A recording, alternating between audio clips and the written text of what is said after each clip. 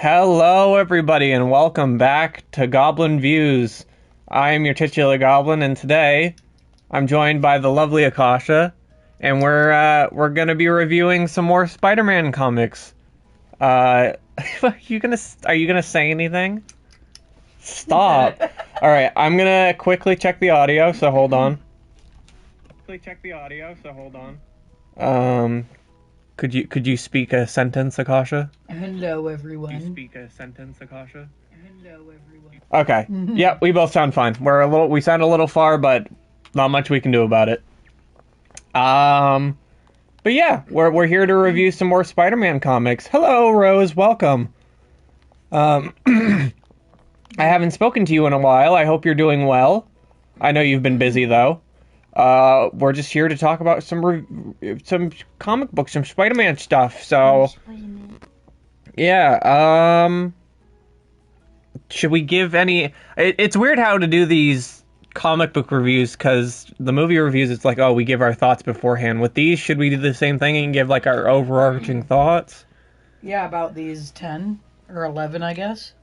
Yeah, technically 11, because we're here to review the Amazing Spider-Man 11 to 20, and then Amazing Spider-Man Annual number 1. Yeah. Yes. Because that's within the timeline, bro. It is within the timeline. They reference it multiple times. Mm-hmm. I would say that it keeps getting better. Mm-hmm. What would you say? I would say that these 10 are really, really lovely. Yeah, are they better than the last 10? Yes, they are. It picks up. There's like a story to go along with. Yeah, well, I mean, there was kind of a story beforehand. They do this thing where the characters say something, and then they'll make like a little asterisk if it's in like reference to something that happened before. So if like let's say fucking Spider-Man fought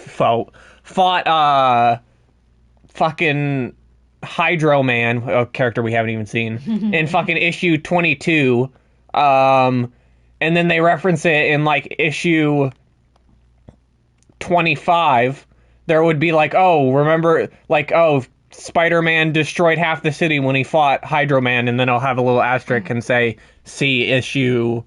Whatever the fuck. Yeah, whatever the fuck I said. Yeah. But I really like that, though. I was saying to Akasha, I think it's a really good way to keep... Because, I mean, obviously we're reading them all in, like, fast. At least I am. Akasha's, like, reading comics in between, but I'm reading them all in order of each other, so I'm kind of more... it's more easy for me to place it, but still, it's like sometimes I'm like, what the fuck? When did this happen? Like, what specific instance are they talking about here, or whatnot? Glad you're doing well, though, Rose. Oh yes. Hope you're enjoying Disenchantment. I have not watched it. I know that people are kind of divisive on it, though. I hope you enjoy it. Enjoy your leisure time. Enjoy your leisure time. Yes. Freaking get into it. I agree. All right, you want to start then? Yeah. Since you're so enthusiastic with the Amazing Spider-Man number 11. Yeah. So in number 11, Doc Ock comes back. He's been in jail for 4 days, and he's got out on good behavior. Yeah. No. So he goes to jail the first time we meet him. Obviously, if you remember, he fought Spider-Man last time we talked about the last slew we did. And he goes to jail, but he goes to jail for like a week, basically. They're like, oh, he's been so good, so we're gonna release him. Actually, 2 stupid things happen in sequence, which is that, and also that Spider-Man goes, I'm gonna make sure they don't let him out of jail. Yeah, he hears it on the news and he's like, I'm not fucking letting that shit happen. Also, we get one of the most iconic shots ever of Doc Ock smoking a big cigar with his tentacle arms. Yeah. Yeah. It's pretty good. Otto's a good boy. Otto is apparently a good boy. He's faking being a good boy, though. They always are. It was know. the same thing that happened with the fucking Vulture. It's literally the same thing. Yeah, no, but he Oh yeah, this is with Betty, right? Yeah. Yeah, so he gets out of jail, and Peter goes to like meet him he makes the little spider tracker. Mm-hmm. And it's like obviously just this little spider chip that he fucking zips onto someone, and then he can follow where they are through his spider sense, I'm pretty sure. And he sees and he meets that sees that Betty Brant's the one picking up Otto, and he's like, "What the fuck?" Fuck, dude. Yeah, What the fuck? wait, I gotta say as well, I was saying to Akasha last night, the tension that builds in these comics is like really, really well done. I'm so surprised because I thought going into these fucking comics, like these really early comics, they were gonna be so like cheesy. Cheesy bullshit. And I mean, yeah, there is cheesy bullshit constantly. Mm-hmm. Like Flash is like such a typical bully character, but I fucking love him. Otto has GF. Otto does not have GF. That would piss off half of Instagram, LMAO. True. No, so Spider-Man shoots her car with the little spider tracker, follows them. Mm-hmm. And he goes, "Wait a minute, they got Pennsylvania plates." Oh, yeah. So he goes home and he's like, "Aunt May, I gotta go to Pennsylvania." And Aunt May's like, "Why?" And he's just like, what is his excuse? I can't even remember. We decided to stop. I mean, Akasha did for the first few of these, but we decided to stop taking notes for this because I feel like it's more loose and natural. And it's like we're gonna forget things, and the things we forget are probably the most unimportant things. So also, I look through the comics while we're doing this. That's why I have the laptop. Yep. Yeah. But it's he literally just tells Aunt May, "I want to go see the historical sites." Oh yeah. And she's like, "Okay, that's great." Yeah. Yeah. But he goes to Pennsylvania and he finds Doc Ock, and Doc Ock has been hired. The reason he got broken out of jail was he was hired by a guy. What's his name? Blackie. His name's just Blackie. Just Blackie. Like the gang leader. Yeah. So this guy named Blackie, who's in jail, hired Otto to come and break him out of jail. With his tentacle arms. Yeah. He's gonna pay him a lot of money to do this. And the reason that Betty Brant, that is a name. It's like a nickname or whatever. Yeah. I can't remember what his real name is. It's like Vincent or something. Yeah, but they constantly refer to him as Blackie. So, the Vulture's bald, right? Yeah, Vulture's bald. There he is. You need a nose, though. No, he needs like wings and stuff too. I'm joking. But Vincent, yes. Shit. But the reason that Betty Brant is helping is because her brother, her stupid fucking brother, is Bennett. Yeah, Bennett Brant is indebted to Blackie, so he got his sister roped in and everything. Yeah, it's because of like gambling debts or whatever. Yeah, gambling debts. And then oh, is that not a good name, Rose? Okay. That is okay. I was like, what's wrong with that? But basically they're just like, I don't even know why Bennett has to be there. They're like, oh, he's like a lawyer? I don't even know what the fuck he's doing there. I think he's Blackie's lawyer. Yeah, but it's like, well, he like owes him in this money, I guess. So he does owe him money. I don't know what Bennett is fucking doing specifically, though. Yeah, he doesn't do anything. It's all his sister. I know. Which is weird. It is weird because Betty didn't do shit. Yeah. But we cut to Spider-Man and he shows up and he's like, oh shit. Obviously they're in trouble. So he fucking smashes in. Or he meets Betty first, right? Yeah, he says hi to Betty as Peter Parker. Yeah, and he's like, "Oh, Betty, what's up? I haven't seen you in literal days." You remember when people didn't know that the killer guy in Five Nights at Freddy's was named William? Yeah, that's fandom name was Vincent. Oh, okay. And his Tumblr name was, he was Tumblr sexy man number 69420. Fair enough. Rose is a funny man today, huh? I guess so. But yeah, Peter meets Betty, and he's like, "I haven't seen you in fucking weeks." And Betty's like, "Oh, this is my secret. Is my brother is a lawyer for the mob." And Peter's like, "That's okay." She thought for some reason he was like gonna think she's a horrible person or something. Even though she did literally nothing wrong. She did nothing. Wow, that looks really bad. Wait, hold on. Maybe this will like. No. Take some blocks off the bottom. Don't have it squared off like that. There you go. Oh, that looks a lot better, actually. Yeah, I'm telling you. Yeah, that looks a lot better, actually. Hold on. But what if I do, like... There you go. Oh, hold on. And, like... No, that's too much. That's too much. But then Spider-Man is thinking in his head, he's like, "I love Betty. I can't keep it from Betty no longer. I gotta tell her I'm Spider-Man when we get back to New York." New York? Yeah. Yeah, when we get Yorked in New York. Oh, boo-hoo, my brother is a lawyer for the mob. Oh, woe is me. Damn, fucking dunking on Betty Brant. Rose doesn't give a shit. What did I do? 1, 2, 3. Continue.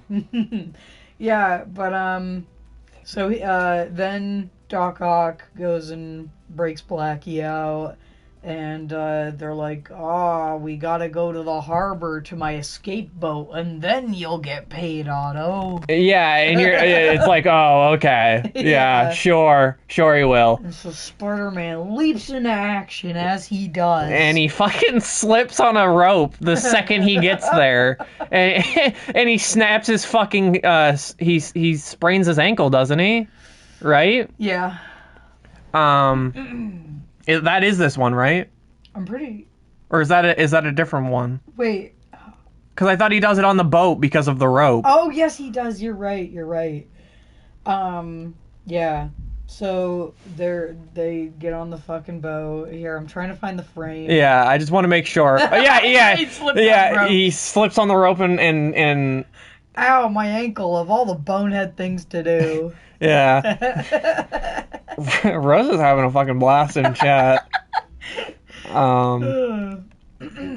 No, but he shows up and instantly sprains his ankle, which and gets caught. At this point it's weird that he hasn't developed, like, I know he's not like Wolverine, he doesn't have like this super healing factor or whatever, but he like constantly just gets hurt by random bullshit. And doesn't like heal like we know Spider-Man to do. Yeah, he just slips on a rope and fucking dies. Yeah, he's dead.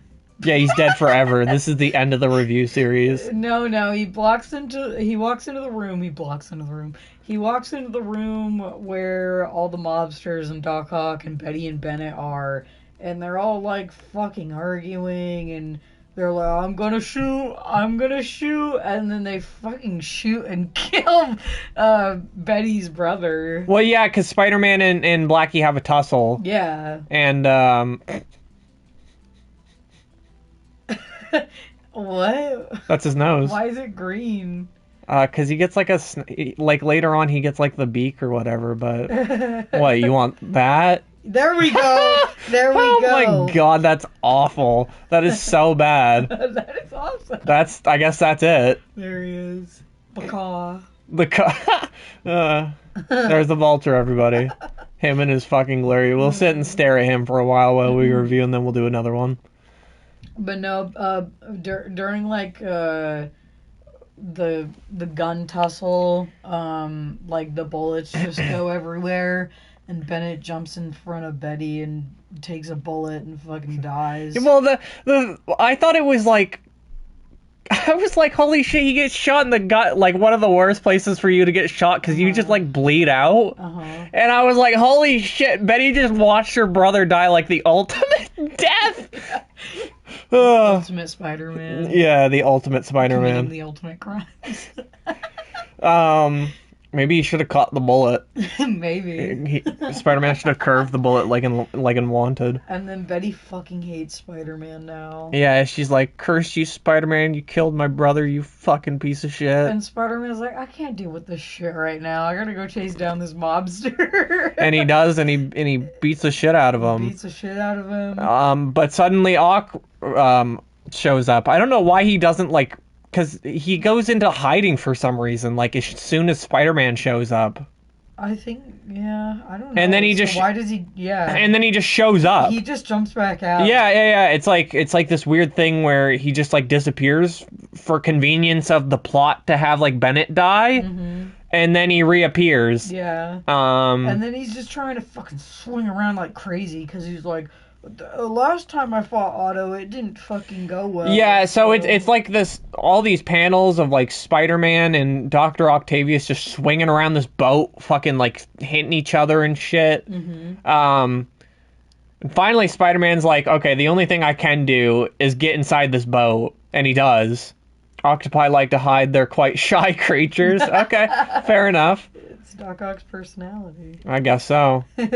But the mob fucking runs away as they're fighting, and then they're like on a motorboat, right? And the police show up, and they... Oh yeah, because they boat hop. Yeah, they boat hop. And they both lose, and then they both dive into the water and run away. Yeah, they both like get so tired that neither of them can like beat each other. Then they just both dive into the water and go home. Yeah. That's basically it.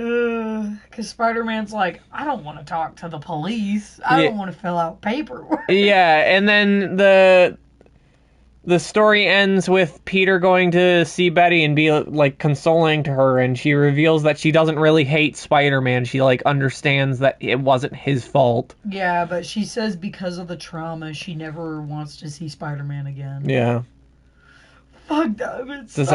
Does that look worse or no? That's worse. Okay. Put his head back. You made him an egghead. Maybe he is an egghead. What if I give him like a... What about that? No. Hold on, what about like a... No.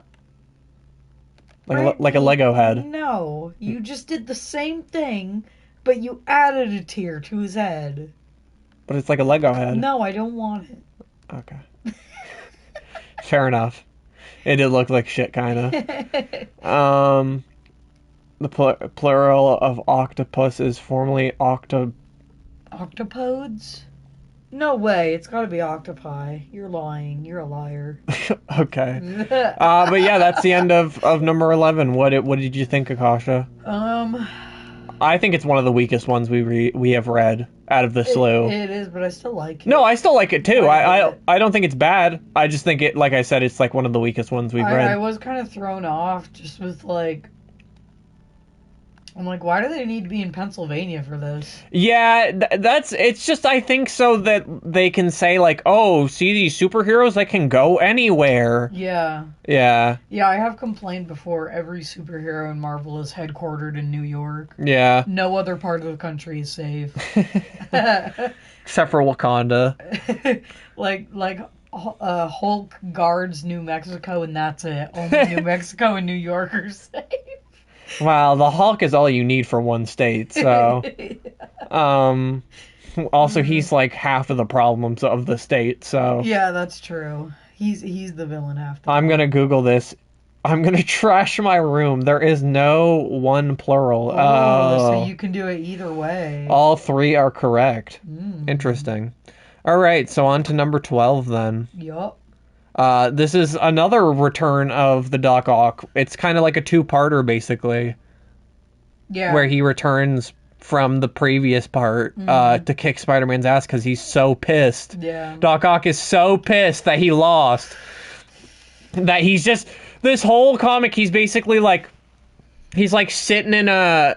He's like sitting in a like a dungeon that's his like lair, and he's like fuming. He's like, oh my god, I'm gonna fucking freak out. I'm gonna freak out right now if I don't find Spider-Man. He goes and like does a couple of bank robberies to like try to get the attention of Spider-Man, and it doesn't work because Peter's sick in this one. Peter's like really fucking sick, so he can't be Spider-Man for a bit. And Doc's out there fucking just like going ham, just robbing like 3 banks in like 2 minutes. And Spider-Man's doing nothing, and he's like, why the fuck won't Spider-Man show up? He sits on a water tower and he cries. He does! He fucking does! He smokes a big cigar and tears fall down his face. He does not do that.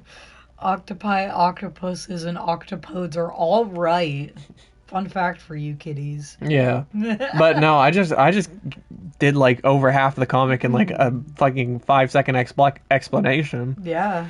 And so then Doc Ock is just like, I know. Spider-Man saved that chick in the last comic. Yeah, he's like, Betty Brant. So what if I kidnap her? That will do it, right?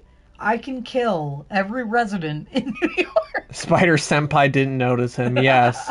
Exactly. Exactly, Rose. But no, so he kidnaps Betty Brant, and it leads to another epic fucking fight between Spider-Man and the green octopus. Green octopus, yeah. Well, actually, the first fight they have is like in the office, right? Mm-hmm. Which I like. Yeah, no, I like any fight. All the fights in the Daily Bugle are good. Yeah. Or I guess it's not a fight. I guess he just captures Betty there, but it's a little high intensity, bro. Uh-huh. Caution. Warning.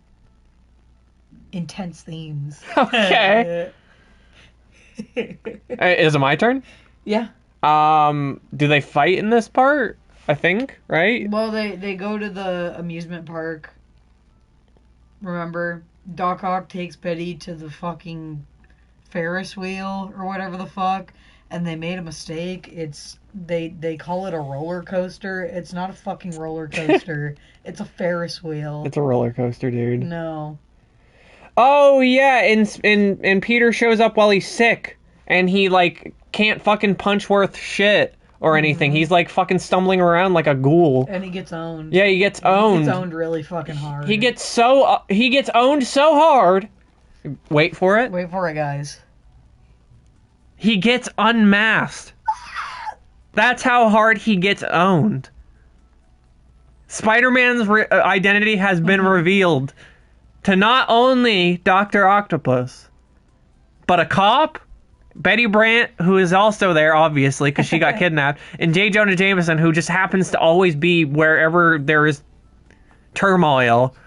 However, this does not matter. However, they don't think that Peter Parker is Spider-Man, because, like, Doc Ock is clearly insulted because he's like, what, is Spider-Man playing, like, a trick on me? Why is he punching me with, like, a puny punch and shit like that? Mm-hmm.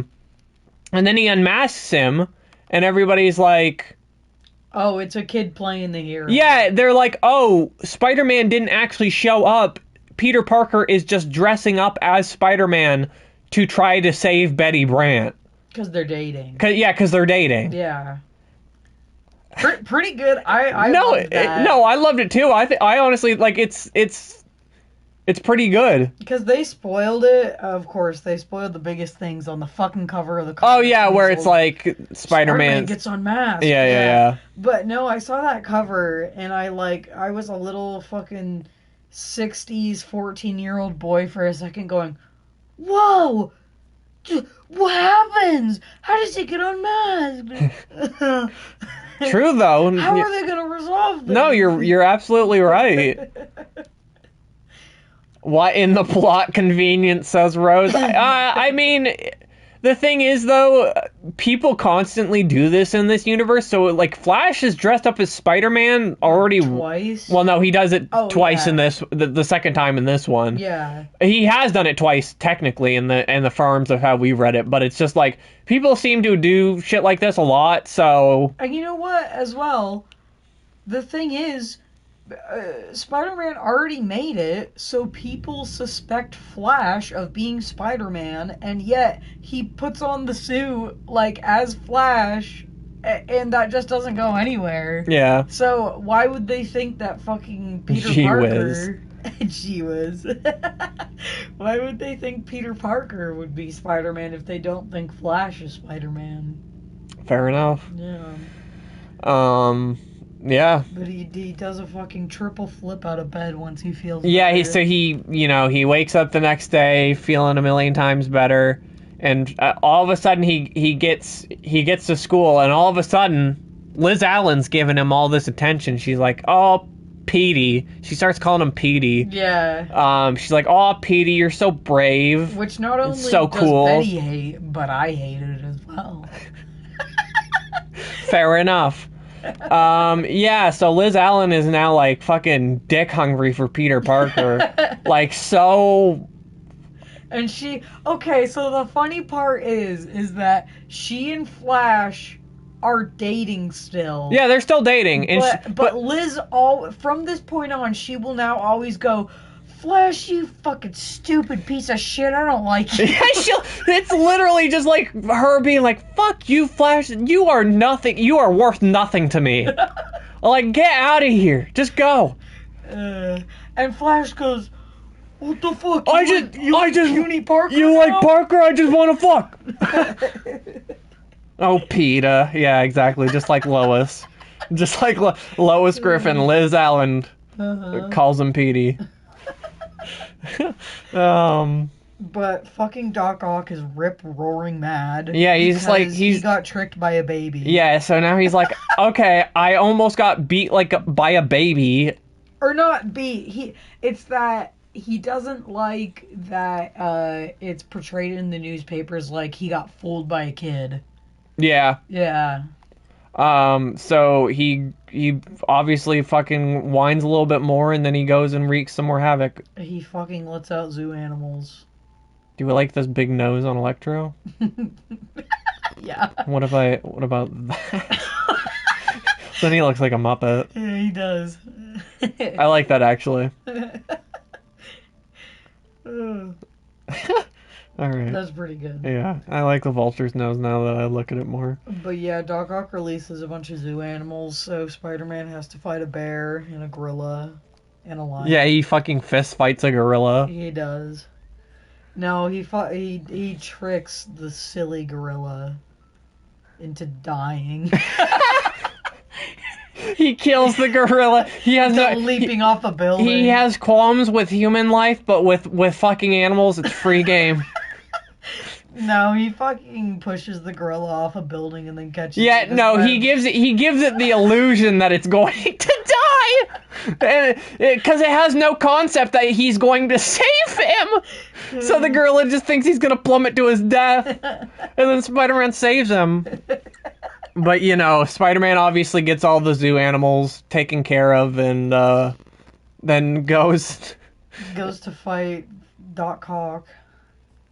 And obviously wins. He wins. This boss fight I don't even remember that well. It's just like in the city. It's just a city. Yeah, fight. but it's like out of all the fights so far, this is like one I'm remembering the least. Like the boat one is like cool because they're just like swinging around a fucking tugboat. It's just the one where he wraps him around the smokestack. No, I know, but then it's just like kind of lame comparatively to their other fights, I would say. Like the one in the cave. Yeah! Wait, in the cave? With Green Goblin and the Enforcers. That's later. I know. Yeah. I'm just saying. Oh, okay. Comparatively. Oh, I thought you were talking about, like, between Doc Ock and Spider-Man. No, I was like, what? They never fought in a cave? No. Well, you're spoiling stuff for later. I don't care. We will talk about it. What? You're ruining the review. You're talking about things before we even get to them. But yeah, Yeah. Spider-Man beats him. That's about it. Yeah. Well, you forgot the part where you must remember this part because they get trapped in the fire in the like art gallery or whatever. Oh yeah, see that like set piece is cool, the art gallery set piece, but it's like a just set dressing, I guess. You know what I mean? I guess It's like, these are though. I know, but it's like more. It's literally an art museum. Like, oh, it's expensive paintings and fucking, statues for Spider-Man and Doc Ock to smash and stuff. Yeah. I guess that's why it's least memorable to me. In that regard. And then our brave firefighters rescue Doc Ock and throw him back in jail for another week. Until next week. Until next week. Yeah, no, I think the fight at the end is kind of lacking a little bit. It's compared to the first one, at least. Yeah, I do like the fight better in the first one. I was just confused, like, by the mob stuff and everything. Yeah. Not confused, but, like... it contrives itself a little bit sometimes, especially when it's, like you were saying, like, why do they have to be in Pennsylvania for this? Well, also, a lot of the times, the mob stories are, like, the least compelling, unless it's something where the mob boss is, like, a supervillain. Yeah. Like, fucking Hammerhead. Yeah. It's also one of those things where it's, like, early cheesy writing, so it's, like, some of it's a little predictable, where it's, like in the first one where Blackie was, like, or in the 11th one, technically, Blackie was like, oh, don't worry, I'll pay you on the boat. It's like, he's not going to fucking pay. He's going to try to betray everybody, and he does, and it doesn't fucking work out. Yeah. We didn't even mention it because it doesn't even matter. But yeah, on to number 13 then. That would be Mysterio, right? The first introduction to Mysterio. Mysterio, my favorite fucking Spider-Man villain. Yeah, well then pick it up. Go right ahead. Okay. Pick it up, throw it down. So Spider-Man is committing crimes. I'm gonna definitely introduce the next one. Okay, you like that one? Well, because it's got my favorite villain. Okay. Mysterio, Rose is excited. Yeah. Mysterio, or Spider-Man is committing crimes. Fuck, I spoiled it. I ruined it. Fuck, I'm sorry. It was a Freudian slip. There's in the newspapers, it's like Spider-Man robbing banks, Spider-Man killing dogs. No, hold on, real quick. Next villain. What? For me to make. Oh, for you to make Mysterio, make the fishbowl. Okay, hold on. Yep. All right, go right ahead. Okay. Rose said, I mean, we kind of already knew that. Shut up. You're spoiling it for everyone. But Peter Parker is having a fucking crisis because he's going, wait, hold on a sec. Am I committing crimes? Because it happens at night, so he's like, am I just sleepwalking, committing spider crimes? And spider crimes. So he is like a nervous wreck because of this, and he goes to see a psychiatrist, and the psychiatrist is like, this is fucking awesome. Spider-Man is my patient. I can write like a book on this. I'll make a lot of money. And then Spider-Man goes, actually, no, this is a bad idea. I'm leaving. Yeah, well, no, it's fair that he thinks it's a bad idea because he's like, what if I just, like, get so comfortable and I slip up and I tell them my secret identity? And it's like, yeah? Why did you even think this was a good idea in the first place? Yeah. Also, Betty has a horrible new haircut. Oh, yeah, they redesigned Betty Brant. They do it with, like, every fucking, female love interest character, seemingly in these comics, because you were telling me they do it with, Pepper Potts. Yeah, Pepper Potts. Yeah. And they do it with another one, don't they? Don't they do it with, They changed how Sue Storm looks. Yes, they did. I mean, she's not like a love interest, but like another female character that gets just redesigned to look. Yeah, the Pepper Potts one is the most insulting because they took away her cute freckles and her cute nose, and she got like a whole new makeover where she's like just a random like sexy woman, and she's like, I got rid of all those stupid ugly freckles and my stupid little pig nose, and I'm like, Jesus Christ. Does she say that? Yes. Oh my god, that's Yeah, fucked up. It is fucked up. I couldn't believe that. Anyhow, this isn't about Pepper. Yeah, no, I just wanted to no, Freckles, yeah. I know, Freckles are so cute too, like, what the fuck? Well, yeah, I just wanted to mention it more specifically because it just seems like a thing they constantly do. Yeah, so Betty has a stupid new haircut where it's like one of those, like, Karen haircuts where it's like with the little turns at the bottom. Yeah. I don't know what you call that. But before, it was, like, short and curly to her head. I was like, that's cute. Yeah. Shit. Anyhow, that's not part of the plot, but justice for Pepper. But anyhow, fucking Peter is in a shit mood, and so he and Betty are just like being passive aggressive towards each other, which happens in almost every comic from this point on. Yeah, their relationships become a little bit rocky ever since the whole it's just kind of, I think it's more strained just because of, like, how much danger they're constantly under. Yeah. Also, you know, Peter has to juggle being Spider-Man, obviously, in real life, you know? So, well, and real life. I mean, you know, normalcy life. But then, A-line Bob? That sounds right. Is that what the haircut is called? It is, yeah. Alright, whatever you say. But then, Spider-Man, for some reason, like, leaves the Daily Bugle after talking to Betty. Like, he gets in his Spider-Man suit because he's like, it'll be faster. But, like, an angry mob chases him down because Spider-Man is committing crime. Yeah, he's like, he's like in the news right now committing crimes. And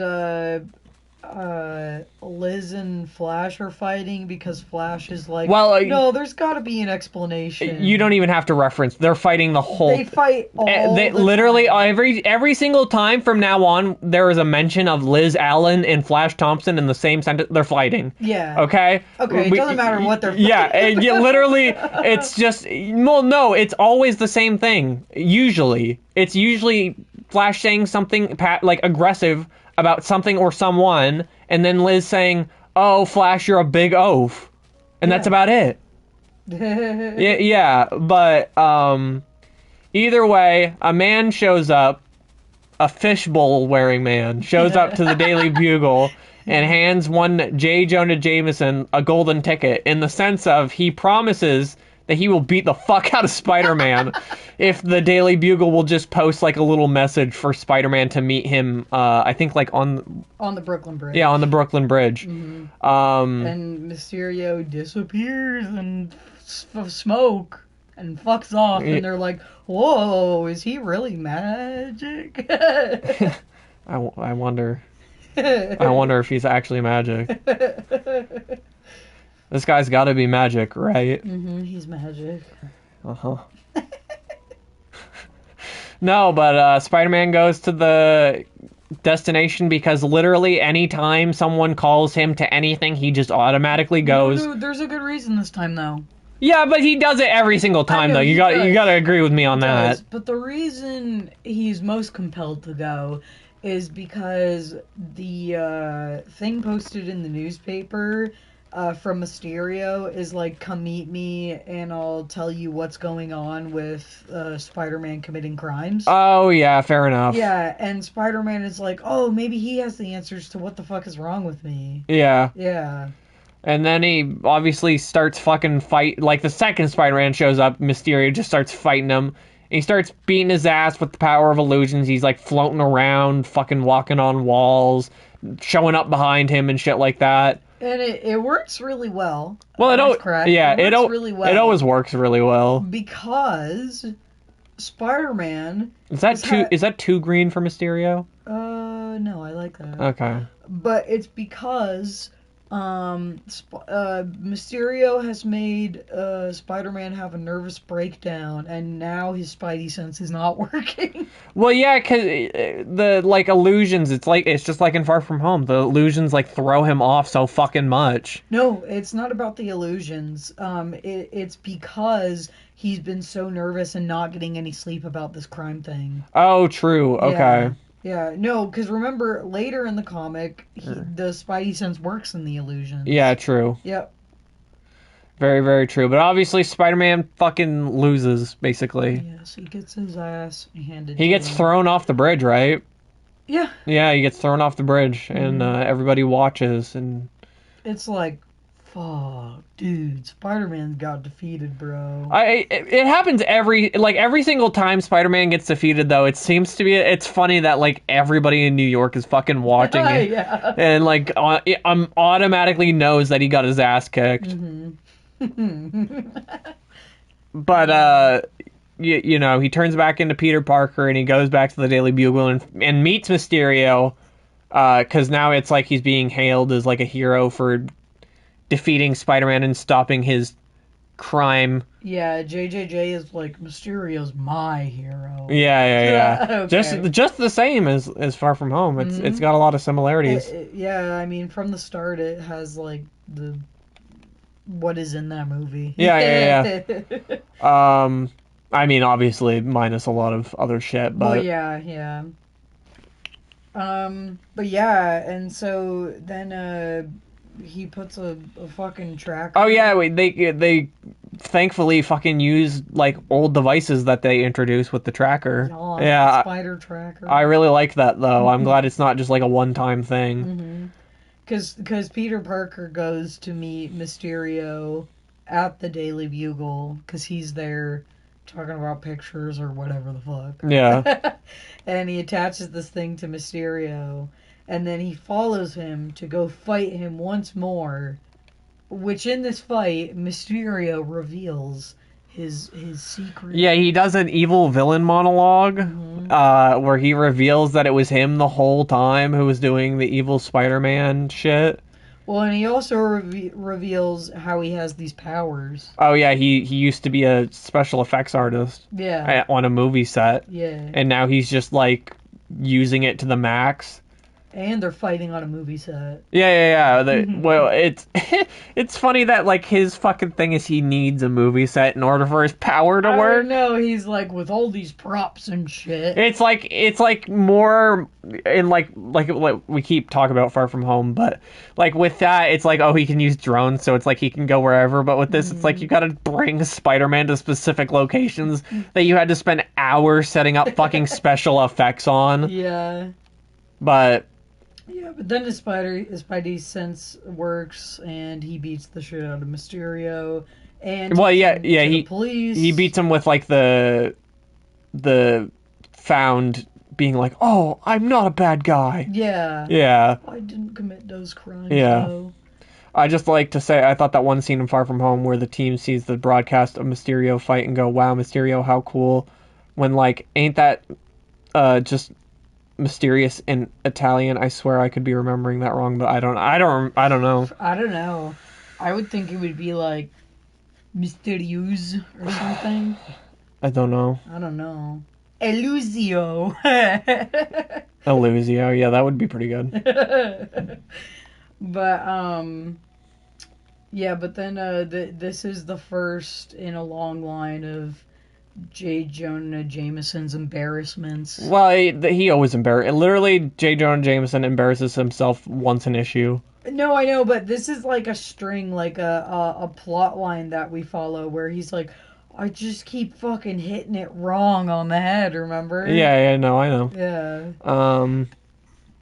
Is that it for number 13, though? Yeah. Yeah, no, that one's really good. I love that one. Yeah, it's definitely, I don't think it's my favorite of the ones that we've read this week, but it's super good. It's a very good introduction to Mysterio. I like, we can't show it, but like, the frames they have when they do his backstory where they show like his special effects work is really cool. I like that a lot. And just the stuff he does. Does he have too big of a crotch? Like, he has tiny little legs. I love it though. Okay. You can make him look like someone from the superhero squad. Okay. Rose said, "Don't fuck with me, Aluzo" is an actual Italian word, and it is also a JoJo character. All right. And also the word for mysterious is misterioso. Ah. All right, on to number 14, the introduction to the Green Goblin. I fucking love this one. I fucking love this one too. It's so goddamn good. So we start it with Spider-Man, and we basically we meet the Green Goblin as the Green Goblin. We don't meet him as Norman Osborn as you would all think. We just meet him as the Green Goblin because his identity is a secret or whatever. We meet him. We kind of learn like who about him a little bit, like as a character, like what he does. Yeah, he doesn't have the glider. He has a witch's broom, which is like a big fucking like antenna pole that he rides on. But basically, he's hired the enforcers for something. We don't know what, but he's hired them for something. Which ain't good, guys. Yeah. That ain't good. Yeah. Oh, hell yeah. Oh, the witch's broom? Yeah. I gotta be honest with you. The witch's broom, I'm sorry, Rose, it actually looks kind of fucking stupid. Oh, no, it looks fucking stupid, but it is kind of fun. You gotta admit that. Yeah. But, so he goes and he breaks into the, like, mansion of a movie producer, and he's like, "Hey, I want to make a movie with Spider-Man." And the producer's like, "Holy shit, I'll make so much fucking great idea. I'm gonna make so much fucking money if I make a movie with Spider-Man. Holy shit." So he's like, "Yeah, of course I want to make a movie with Spider-Man." So, you know, the ad goes out or whatever, and Spider-Man's like, "Oh, okay, I better go figure out what this is, because they say I'm gonna be there." No, that's a plot point and another thing. For some reason, the way the Goblin gets Spider-Man's attention is just riding his fucking broom over New York, and people are pointing and going, "What the fuck is that?" And you're right. Investigate. You're right. And he meets the Green Goblin, and the Green Goblin's like, "Hey, I want to make a movie with you." What if I gave Mysterio just a fucking huge bulge? Okay. Fuck off. Okay. Holy shit.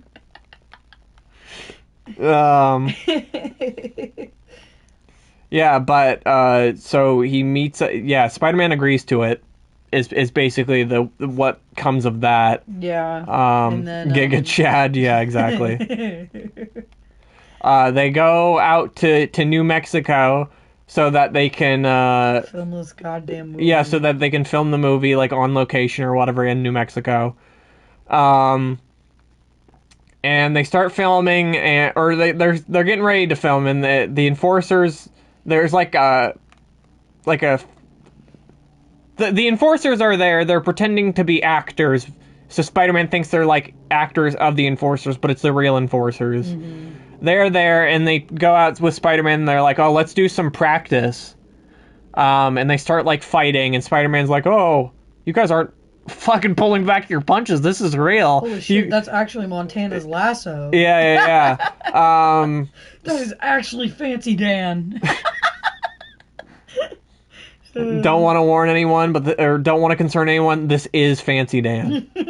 So he figures out it's all them, and they start beating the shit out of each other. And they're fighting a pretty fucking prolonged goddamn fight. Yeah, they fight so long.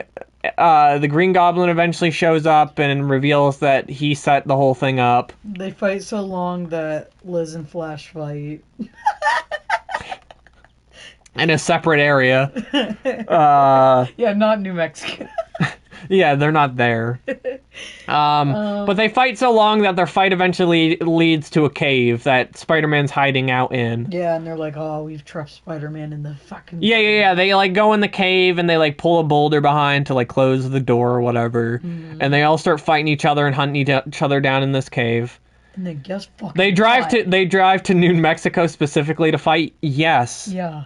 But Canon. it's but it's more for the reason of all of a sudden the Hulk pops out of the cave because guess what? This is his hidey hole. This is his house in New Mexico. This is the only reason that this is in New Mexico is so that the Hulk could show up. Yeah, because they love doing fucking crossovers. Yeah, but basically, I love it too. Yeah, the Hulk shows up and he's like, "What the fuck, man? Modern man just won't leave me the fuck alone. You in my cave. He just won't leave me alone. I came here to hide."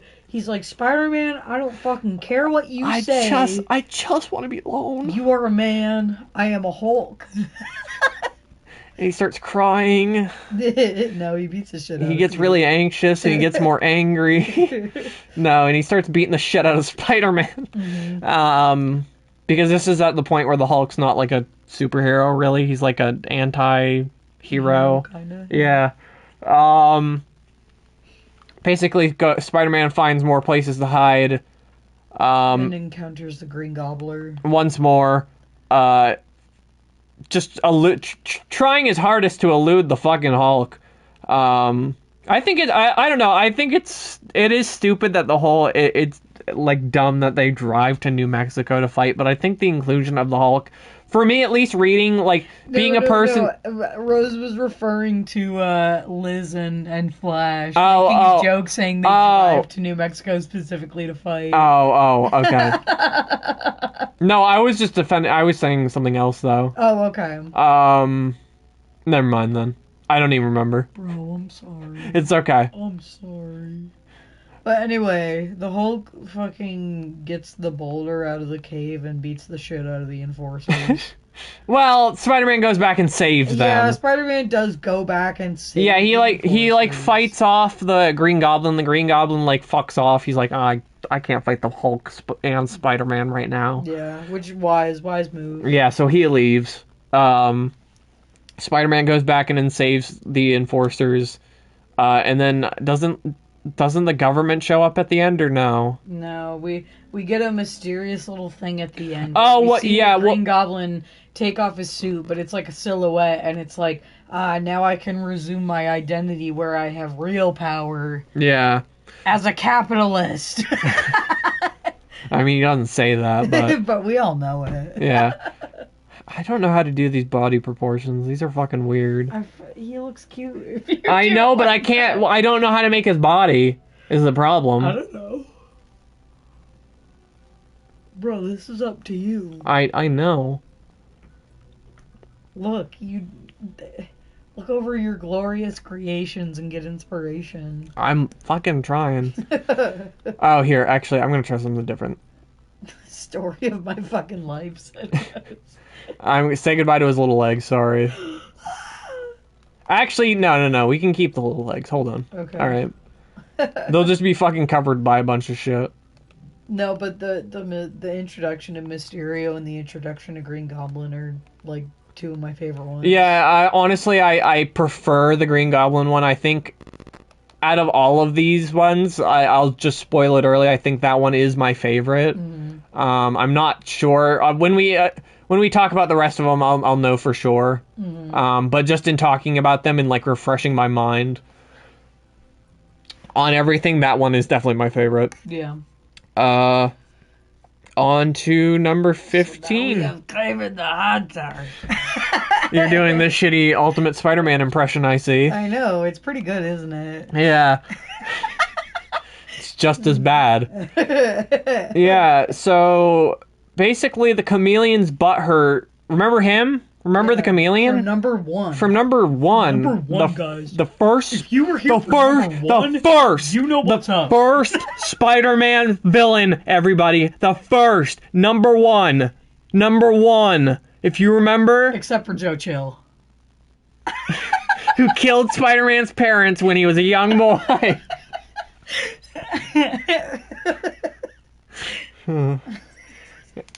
Except for Lex Luthor. This is fucking... Okay, Chameleon sucks anyway. Yeah, we're skipping over this one. fucking hate the Chameleon. I like the Chameleon. But the Chameleon basically is like, oh, fuck. Man, I can't be Spider-Man. But... The Chameleon says he can't beat Spider-Man. Yeah. I thought you said be Spider-Man. Well, he can't be Spider-Man either. He's like, I can't beat him. So... But he really has no problems, though, because he's living a life of luxury off of petty crimes he's committed, like, amounting in, like, hundreds of thousands of dollars. Yeah, I mean, but most of these villains have, like, rich lifestyles. Like, I know. like, they have no reason to be doing this. Imagine you could be the most successful villain ever, but you get butthurt because of Spider-Man. Yeah, well, basically... The Chameleon's like, I can't beat Spider-Man by myself, but... He calls some fucking weirdo. Yeah, he's like, I know some fucking weirdo that lives in, like, the Outback or some shit. Lo and behold... I gotta say, before I even say who it is, I gotta say, I really like talking about these because we get to, like, actually talk about and, like, see for ourselves and explain the introductions of all of these fucking awesome supervillains. Mm-hmm. I think that is so cool. Either way, he calls up Kraven the Hunter. Yeah. Which we already said earlier, but... I did the funny... No, I know, but... I said the Common Man.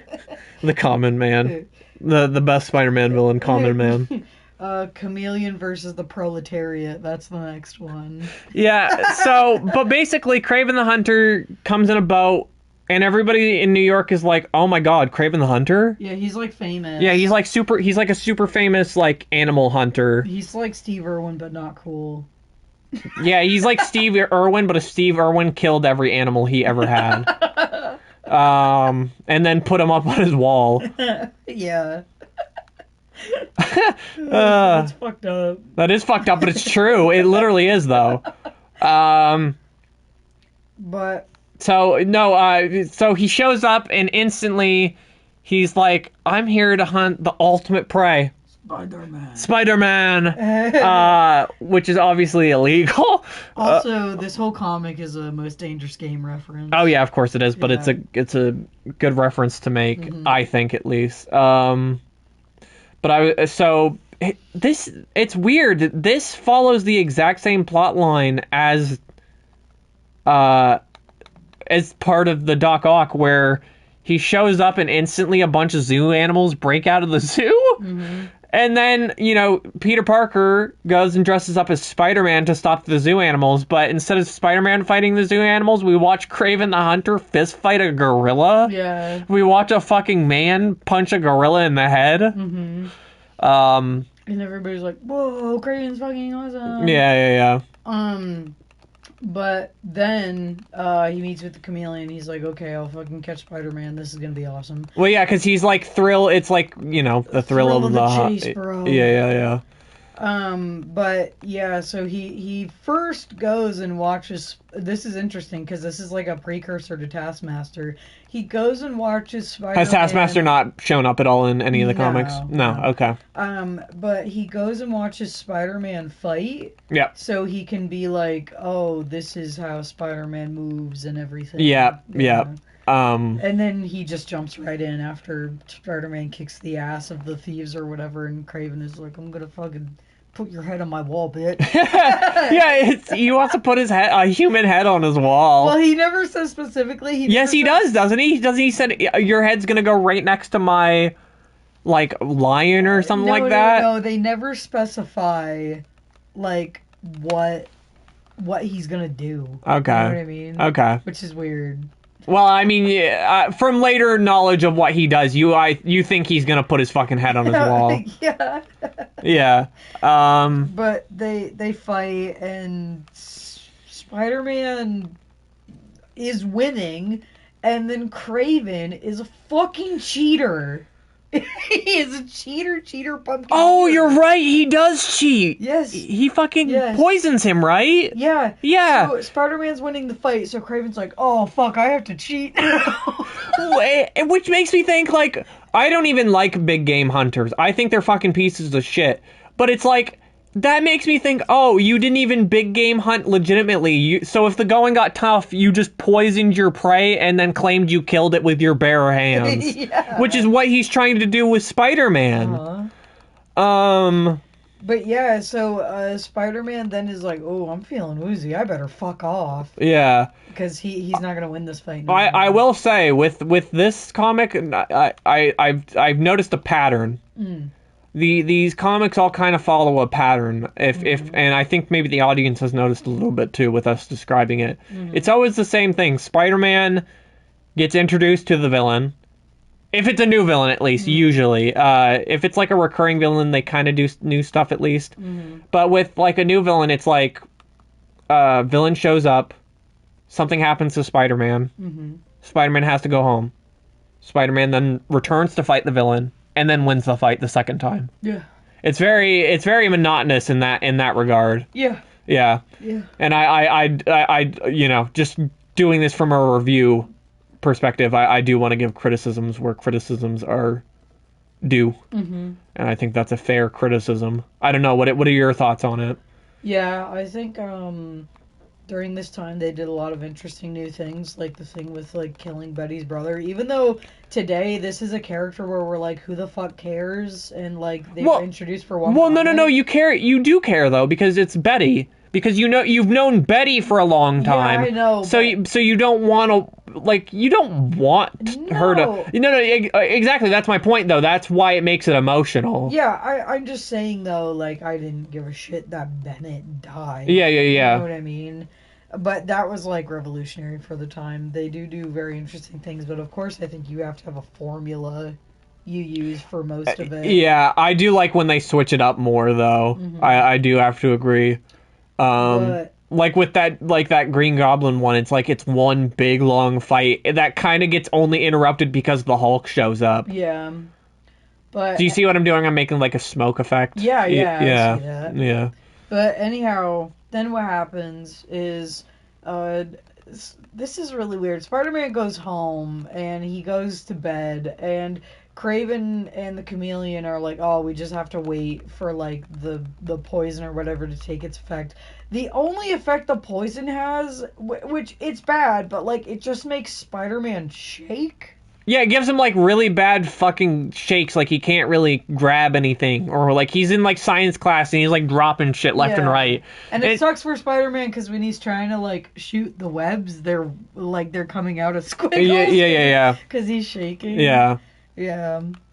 No, it is bad in that regard, but it is weird that it's like that's all it does. Like, why wouldn't it slowly like debilitate him of like walking or something? Yeah. I know it's just tame because it's a fucking like you can't, you know, paralyze Spider-Man and have no cure for him and all that shit. Yeah. But yeah, other than that, that's all it does. And then he goes to fight Kraven again, right? In Central Park. Yeah, but this time with the shakes. Yeah, because Kraven is like stalking him in Central Park, and he uses a bunch of other cheating mechanisms like the cuffs that like go together. Oh yeah, he throws fucking cuffs on him that like link together, one on his wrist and one on his leg, and they like constantly entrap his leg and arm together. It's pretty cool, actually. I forgot about that. I kind of really liked that Spider-Man had to keep like forcibly ripping his fucking arm from his leg. Yeah.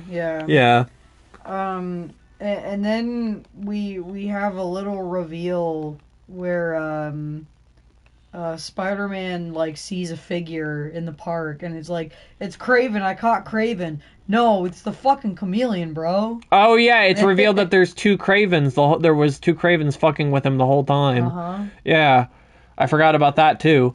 So now Kraven is in hiding and Spider-Man doesn't know where he is. Well, actually, no. What happens first is Kraven's still hunting Spider-Man, and then Kraven gets really, like, fucked up and anxious because Spider-Man is shining the light on him, and Spider-Man's like, oh, I know exactly where you are, but you don't know where I am, because he uses a spider sense. Yeah. Yeah. And so Kraven is like, I gotta get the fuck out of here. Yeah. And he gets caught in a big spider's web. Oh, yeah. And he dies. Spider-Man leaves him there and he starves to death. Yeah. No, the police come pick him up. Like they always do. And Peter took some fucking amazing pictures, and now things are good. Now things are fucking dope. The Chameleon and Kraven get deported. Oh yeah, I forgot they end up deporting them in the end. Yeah. And that's it for that one. Yep. Yeah, I think that one is okay. What do you think? I think it's fun in that Kraven is like a really colorful, interesting character. Yeah, I think just like the story for him though is not as interesting as it could be. Yeah, I think you're right though that they follow a formula though that you can detect. Yeah. And this one just stinks of it, you know what I mean? Yeah. Next one though it doesn't. No, and I agree. This is when we start picking up like a kind of little mini arc Yeah. for poor Spider-Man. Poor Spider. So, any other thoughts on number 15 real quick, or? No, I like Kraven. I like Kraven, but I don't like the story too much. Mm-hmm. Yeah, okay. You're not gonna see anything of Mysterio if you keep going like this. No, this is just covering up his legs. I'm doing like a similar, his torso part, it's kind of similar to the Sandman. Oh, okay. Yeah. Don't worry, I know what I'm doing. Okay. But the next one is another crossover. Yes, where I mean, you, like we said, the way you do it, you've been reading every single one, so you've met Daredevil before. I have never. I've never consumed any Daredevil fucking media in my life, but I'm a big fan. I like the idea of him a lot. Mm-hmm. We're gonna have to talk about the thing in this comic that slightly bothers me. That you were like, why does this bother you? I guess I don't remember. You'll have to tell me when we get to it. I will when we get to it. So we start this comic off.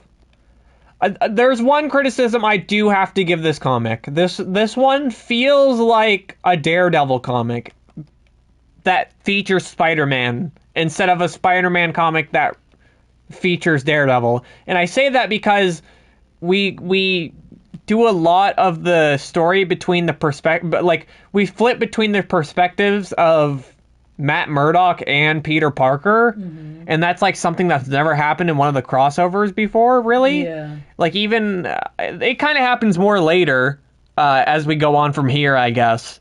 But it just seems to feature a lot more Matt than I was expecting, I guess. Yeah. Maddie Murdock. He is so handsome. Yeah, the first thing I said to Akasha, I was like, this is one of the most handsome fucking Marvel characters I have ever seen in my fucking life. Yeah. I am so gay for Matt Murdock. It's fucking insane. But on the flip side, we unfortunately get his love interest Karen, who looks like a succubus. Is that your problem? No. Just Karen actually looks like a fucking bugged out alien the way they try. Such a shame he can't see how pretty it is. He can sense it. Yeah, he can sense it. Yeah, it's fine. Yeah, but he's got like pure red hair. It's fucking great. I love it. Honestly, it's like I wish fucking Charlie Cox and it would probably look really stupid if he had pure red hair. But like I love it's not even like he's a redhead. It's just red. It's so red. Mm-hmm. Brant is in trance. I am in trance. He's fucking awesome. No, but we start out. Spider-Man saves Matt Murdock from a mugging. A mugging. Yeah. So like anime. If you've seen Squid Games, the main character at the end of Squid Games. That's how fucking red his hair is. I think you've seen that, right, Rose? Like that's that red. Yeah. Haven't seen. No, really. Oh shit. Well, his fucking hair is red at the end, and fucking. It's just pure red. It's like Valentine red. It's fucking. Just look up a picture.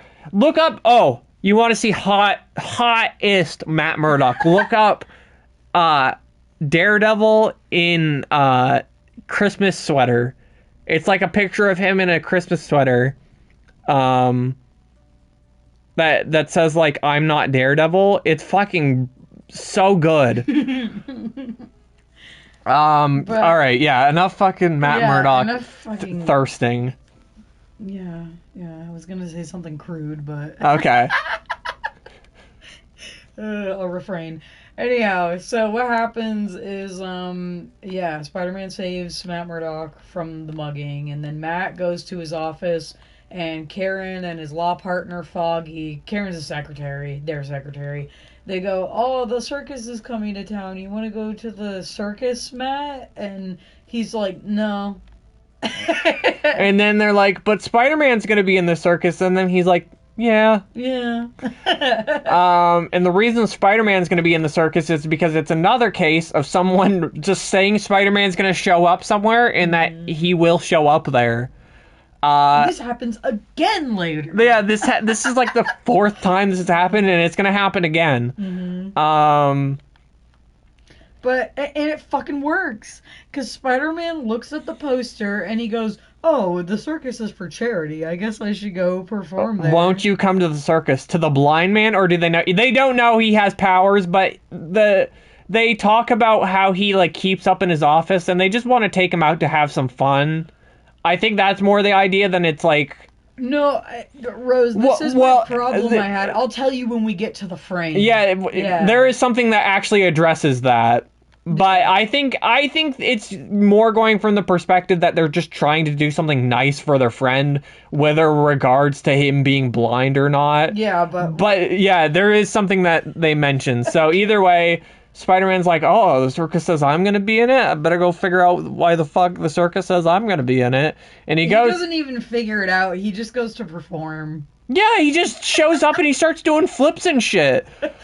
And everyone's like. Yeah, everybody's fucking freaking out.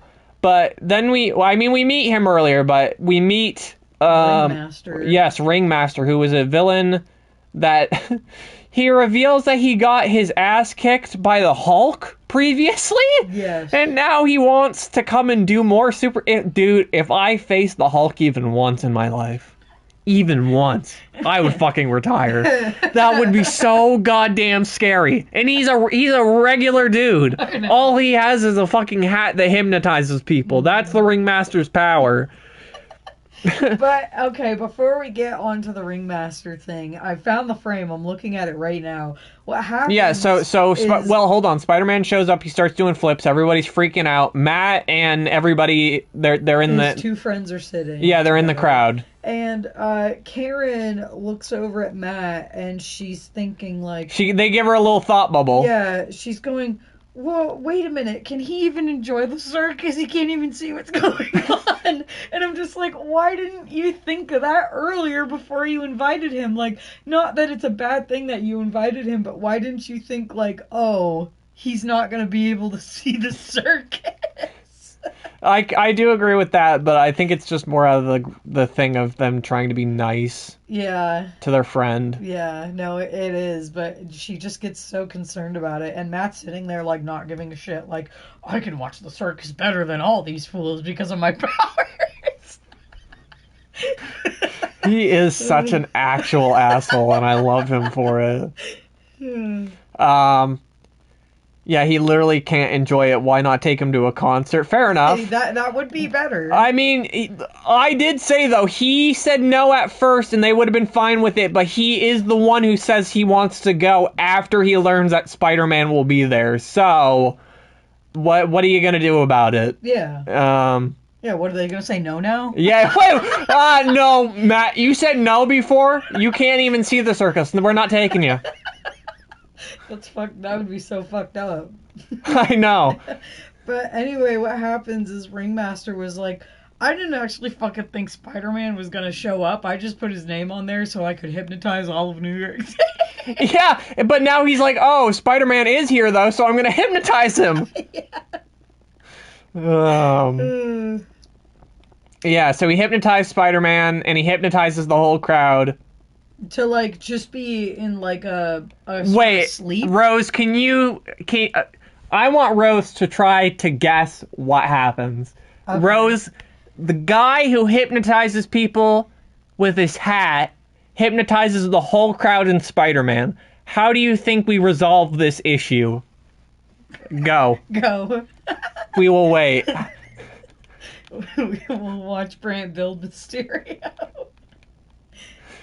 You gotta get some purple on this motherfucker. Well, that's the cape, ain't it? Well, isn't like the glossy Oh, shirt you're right. purple? You're right. Hold on. And like the arms and stuff are green, the arms and the legs? Hold on. Fuck. Motherfucker's just looking like the Hulk. Hulk wearing overalls. Hulk wearing overalls? That it is. It's the Hulk. You know what? We're making the Hulk now. We're making the Hulk wearing overalls. I hope Rose heard us. Yeah, I hope Rose heard us, or else we're just sitting here doing nothing. Or else we're fucking twiddling our thumbs. Do you want to go? Should we just continue? Okay, we'll give it 10, 9, 8, 7, 6, 5, 4, 3, 2, 1. Wrong answer. All right, Okay. Matt Murdock, he can't see, so he can't get hypnotized. Dumbass.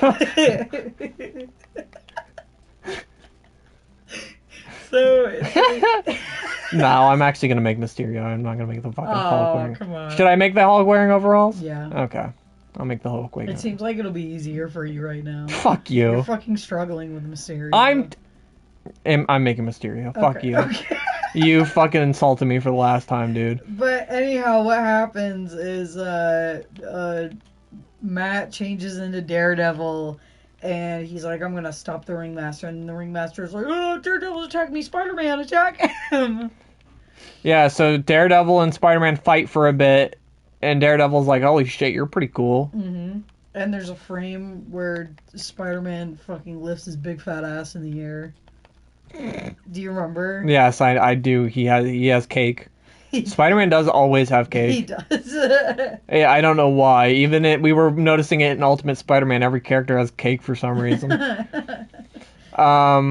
But they have this fucking, like, circus fight. Yeah, where they just use, like, circus fucking equipment, like trapeze and... Yeah, and then Matt grabs the hat. It's another one of those cases where it's, like, set dressing. Mm-hmm. Where it's, like, this weird setting just so they can be like, oh, they fight at a circus! I like, though, that they change it up so that, like, the circumstances can be different during a fight. Yeah, no, Yeah. But anyhow, Matt gets the hat and he unhypnotizes Spider-Man, and then Ringmaster's like, okay, I'll just send all my fucking circus goons after both of you two. And do you want to continue? Oh no, go right ahead. And they fight together for a minute, and then Daredevil's like, you got the Spider-Man. Well, no, yeah, he's like, I probably should sit down and put myself in my spot so that when everybody gets unhypnotized, you know, they don't, like, see me. Gone. Yeah, and Daredevil's there. Yeah. So he goes to sit back down and he just, like, basically watches, like, he said, like, because he can basically see, it's like a... Yeah, he said he can watch the circus better than everyone else. Yeah, he, like, can sense it, so he can see, he, like, sees Spider-Man beat the shit out of all these people. Yeah. Which he does, obviously. Yeah, it's just, again, funny circus shit, like the guy with the big dumbbell, and it's like, oh, he's lifting the 2,000-pound dumbbell. Yeah. Yeah. But yeah, and then... I'm just trying to think. Oh, yeah, and then Spider-Man unhypnotizes the whole crowd, and then he goes, Herm, I wonder who that Daredevil guy was. And then he was like, maybe it was a blind man. No, couldn't have been. Yeah, no, he does. Yeah, I forgot. The very end, he's like, you know what? It could have been that blind dude. Because, yeah, he recognizes him in the circus crowd. Yeah. Yeah, and he's that like... he rescued earlier. Matt Murdock, bitch. Matt Murdock, indeed. But But he goes, nah, that'd be too obvious. And he fucks off. And then Matt Murdock plays funny. I was thinking this was so stupid because it's like, so he goes up to Ringmaster as Matt Murdock and he gives him his business card and he's like, hey, you need a lawyer? And he's like laughing to himself like a fucking maniac. And the Ringmaster's like, fuck off, leave me alone. and like, it's like, what is the joke, Matt? Because what if he actually, like, calls you up and wants a lawyer now? Also, are you gonna represent the guy you just beat the shit out of? Also, you're the only one who thinks it's funny. There's no one else to laugh at that. Yeah. Ringmaster doesn't think it's ironic or anything. Yeah. His business partners don't think it's funny. Yeah, they're like, Matt, why are you talking to this fucking, like mass murderer right now? Oh, he's not a mass murderer. Well, he's a fucking criminal. He's probably killed some people. No, he hasn't. You're telling me he hasn't killed one person? No. Not even once? No, he only featured in one other comic, and he was just like, I just want to hypnotize the Hulk. Well, yeah, and the Hulk didn't attack innocent people at any point. Yeah, which didn't happen. It didn't happen? The Hulk didn't attack anyone. Oh, okay. At least not under hypnosis, just as regular Hulk. He doesn't need hypnosis to fucking attack people. This is me being a law student, but I wonder what Matt's area of expertise is. Do they ever say what kind of lawyer he is? Criminal? Yeah, he's a criminal lawyer. In the comics, they never fucking say what kind of lawyers he or Foggy are, because there is a Fantastic Four special crossover where he is going to go, like, do all the paperwork for Fantastic Four headquarters. Oh, so he's just like, renewed? Oh, so no. So he's just a lawyer as a plot convenience, so he can just do law stuff. Yes. Whatever suits the issue, basically. Yes. Yeah. Okay. Fair enough. They he becomes a criminal lawyer later, at least from what I know. I'm pretty sure. Yeah, he just does whatever the fuck in these comics, though. Yeah, that's pretty funny though. I like that. He loses the Fantastic Four's business, though.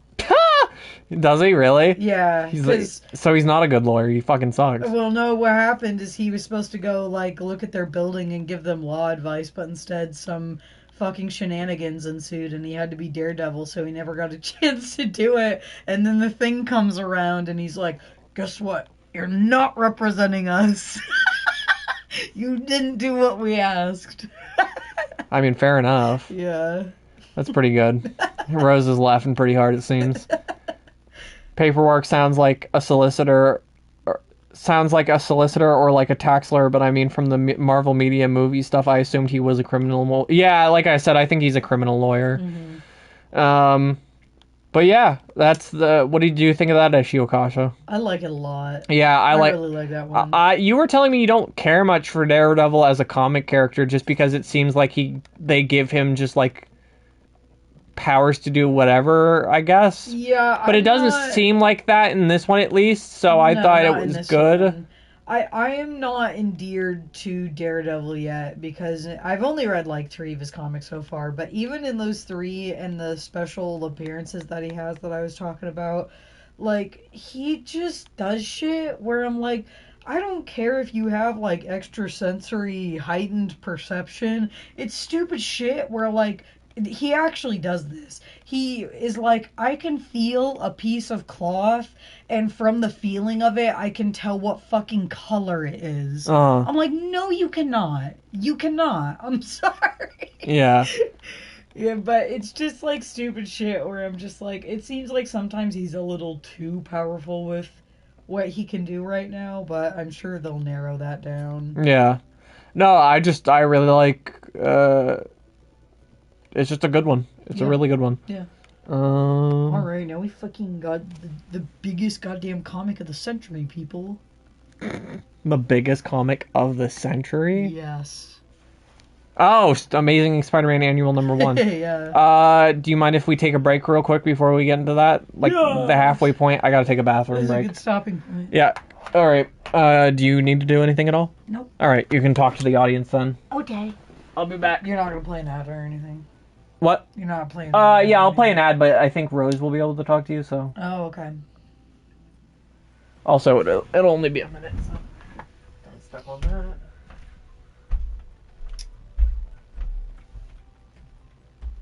Can you still hear me, Rose? How does this freaking work? I keep forgetting when you're subbed and when you aren't subbed. God damn, when I do these reviews, though, this is like the most talking I do, and I fucking go to school and I do like or seminars and shit. It makes my throat kind of sore. We have water and shit, though.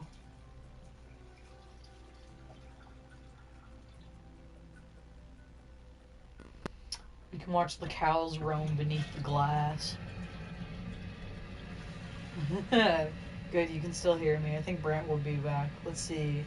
You said, yes, the powers that make the disabled character seemingly not have that disability anymore, instead of lovingly making it a part of his character. Yeah, it kind of is like that. It really does feel like they just want to make him overpowered because of that reason. I don't know. My lectures are silent, so lucky you. What do you mean silent? Does the teacher not talk? Just flips through PowerPoint slides noiselessly. No, I'm sure you're just talking about like students don't fucking talk. No, I'm in classes where it's literally like 3 to 7 people, so everyone needs to talk or you fail the class.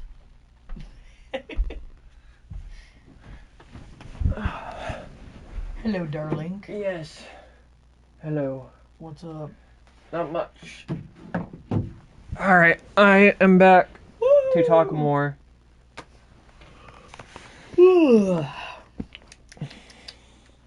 Alright, Amazing Spider-Man Annual number 1. Guess what, guys? Guess what? Guess what? Guess what? What? Sinister Six. Oh! Get ready, kiddies.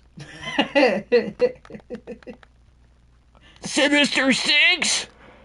Sinister Six, you heard me right. Let me hold on. Let me play the cyberpunk music. Alright, nice. Alright. Anyway. We start it with Peter Parker. Right? Yeah. And then we start with, I gotta say though, I wanna take a break from actually talking about the story. I know we just started, but You fucker. I wanna say, I know they got like a different colorist or someone to do this one, right? Mm-hmm. I don't like how it looks. Mm-hmm. It like looks different from every other issue, and it looks like the colors are so fucking muted. Except later on, they do like these specialty shots that like look like the best thing you've ever fucking seen, though. So that kind of makes up for it, I guess. Mm-hmm. But Anyhow. yeah, we meet Doc Ock, and he's got a plan. What's his plan? Well, we fucking all know what his plan is. His plan is he's gonna fucking murder Spider-Man. He's gonna form the Sinister Six. Yeah. So what happens is he gathers Electro, Mysterio, Kraven, himself.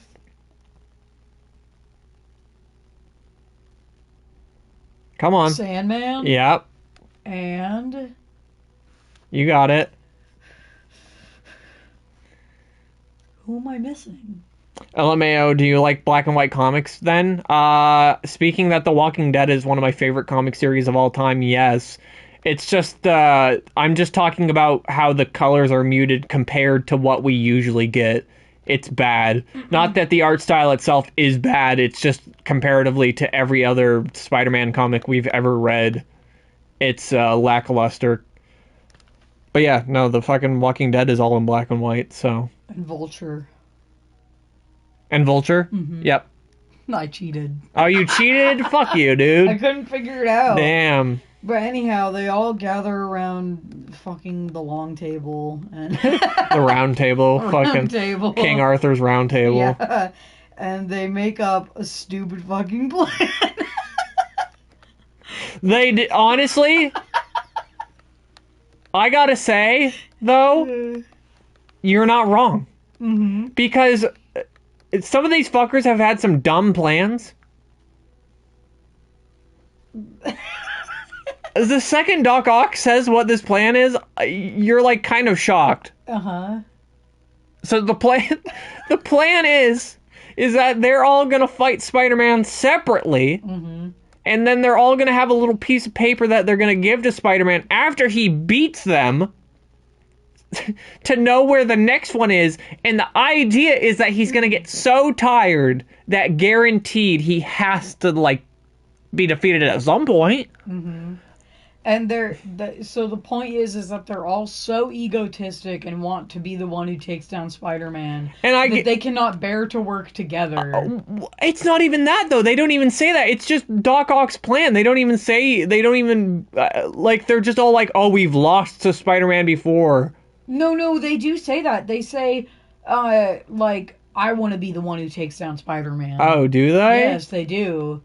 And that's why Doc Ock says, don't worry, that's why I made this plan, it'll work, because whoever does take him down will do it alone. Alright, fair enough. It's just like, okay, what if we get down to the last one, who, spoiler, is Doc Ock, and it's like, okay, so what if you defeat Spider-Man?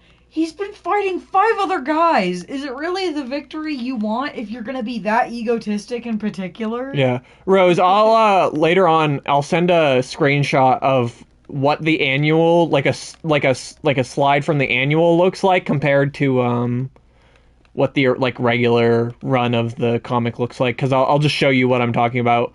Yeah. Cuz it coloring does change a lot. It's surprising how different it looks. But yeah, stupid plan. Why they wouldn't all fight him at the same time? Beyond me. Who knows? But they don't. All right, this is my Mysterio, by the way. Oh wait, he needs a cape. He looks like Hold on, he needs a cape. Yeah, okay. Purple. No, his cape's red. Okay. But it was purple. You said it was purple. There's no purple on this motherfucker. I'll put it on his front. Okay. Either way. But also, Peter, for some reason, does not have the spider powers. Oh yeah, he like wakes up and like he does that thing where he's like, oh, I wish I was never Spider-Man, and then he wakes up and he's like, oh, I'm not Spider. Like he doesn't have the powers anymore. Because he tries to do Spider-Man things and it doesn't work. Yeah. Also, at that point, we should mention, we're not going to talk about this in depth, but we'll just mention that, like, since this is an annual, like a special comic, all of the other superheroes currently in the Marvel Universe at, like, fucking, what is it, April 1964 or some shit, they're all in this comic. They all just feature briefly, like, while Spider-Man is doing shit. Yeah, they just show up and then a little... I kind of actually hated when this showed up. Like, they would show up, but then a little blurb would show up at the bottom, and it would be like, oh, Thor shows up in his own story called blah, blah, blah. Oh, the Fantastic Four show up in Fantastic Four series. Check that out. I thought that was just, like, so distracting to a point. Yeah, it's whatever to me. No, you didn't think it was that bad? No. Okay. I think, though, what you're doing with this cape, you should hollow it out. It should be just, like, stepped without the inside part. Well, it doesn't really matter because it's going to get consumed by the smoke here. Okay. Here, well, just let me... It's just more effort. Hold on. Let's just get it... Let's see what it looks like when we get to the end here. Okay. Either way, what were we saying? Oh, we were talking about the bunch of superheroes. Yeah, lots of superheroes either way. Yeah, but Spider-Man gets depressed and doesn't go to school. Oh, yeah, he doesn't. Yeah. Because he's, like, kind of having... He's, like, excited, but then he's, like, having a midlife crisis in the sense where he's, like a Spider-Man midlife crisis where he's, like, I'm not Spider... Well, like, what am I supposed to do? Well, he's like, I can't take pictures for J. Jonah. Yeah, because, I can't make money. Oh, my God. Or no, never mind. Okay. I thought we missed something, but that's in the next issue. Never mind. Okay. Sorry. I thought we missed, like, a really big detail. Nope. Sorry. We good. But what happens is while he's at J. Jonah's office, because he's going to go there and be like, oh, I can't take pictures anymore or whatever, they get interrupted because the Vulture fucking squawks in. And, he tells about this fucking challenge or whatever. Oh, yeah. Well, don't they want to post it in the paper for Spider-Man? Isn't that this? Don't they want to do the same thing again? Yeah, they want to post it. Yeah, they want to post a fucking Sinister Six fucking Spider-Man ad. And obviously Peter's there, so he hears it. So he goes and he shows up because, oh no, to make this worse, to make it so that Peter has to fight, they kidnapped Betty Brant and Aunt May. It's by circumstance Aunt May, because Betty Brant happened to be visiting with Aunt May at the time or something, right? Or do they run into each other? I can't remember. It's because Aunt May is like, oh, Peter hasn't ever acted like this. Is it because there's something wrong in his love life? Oh, yeah, because she wants to go talk to Betty. Yeah. Yeah. You're absolutely right, because she's like, oh, he's never skipped school before. Mm-hmm.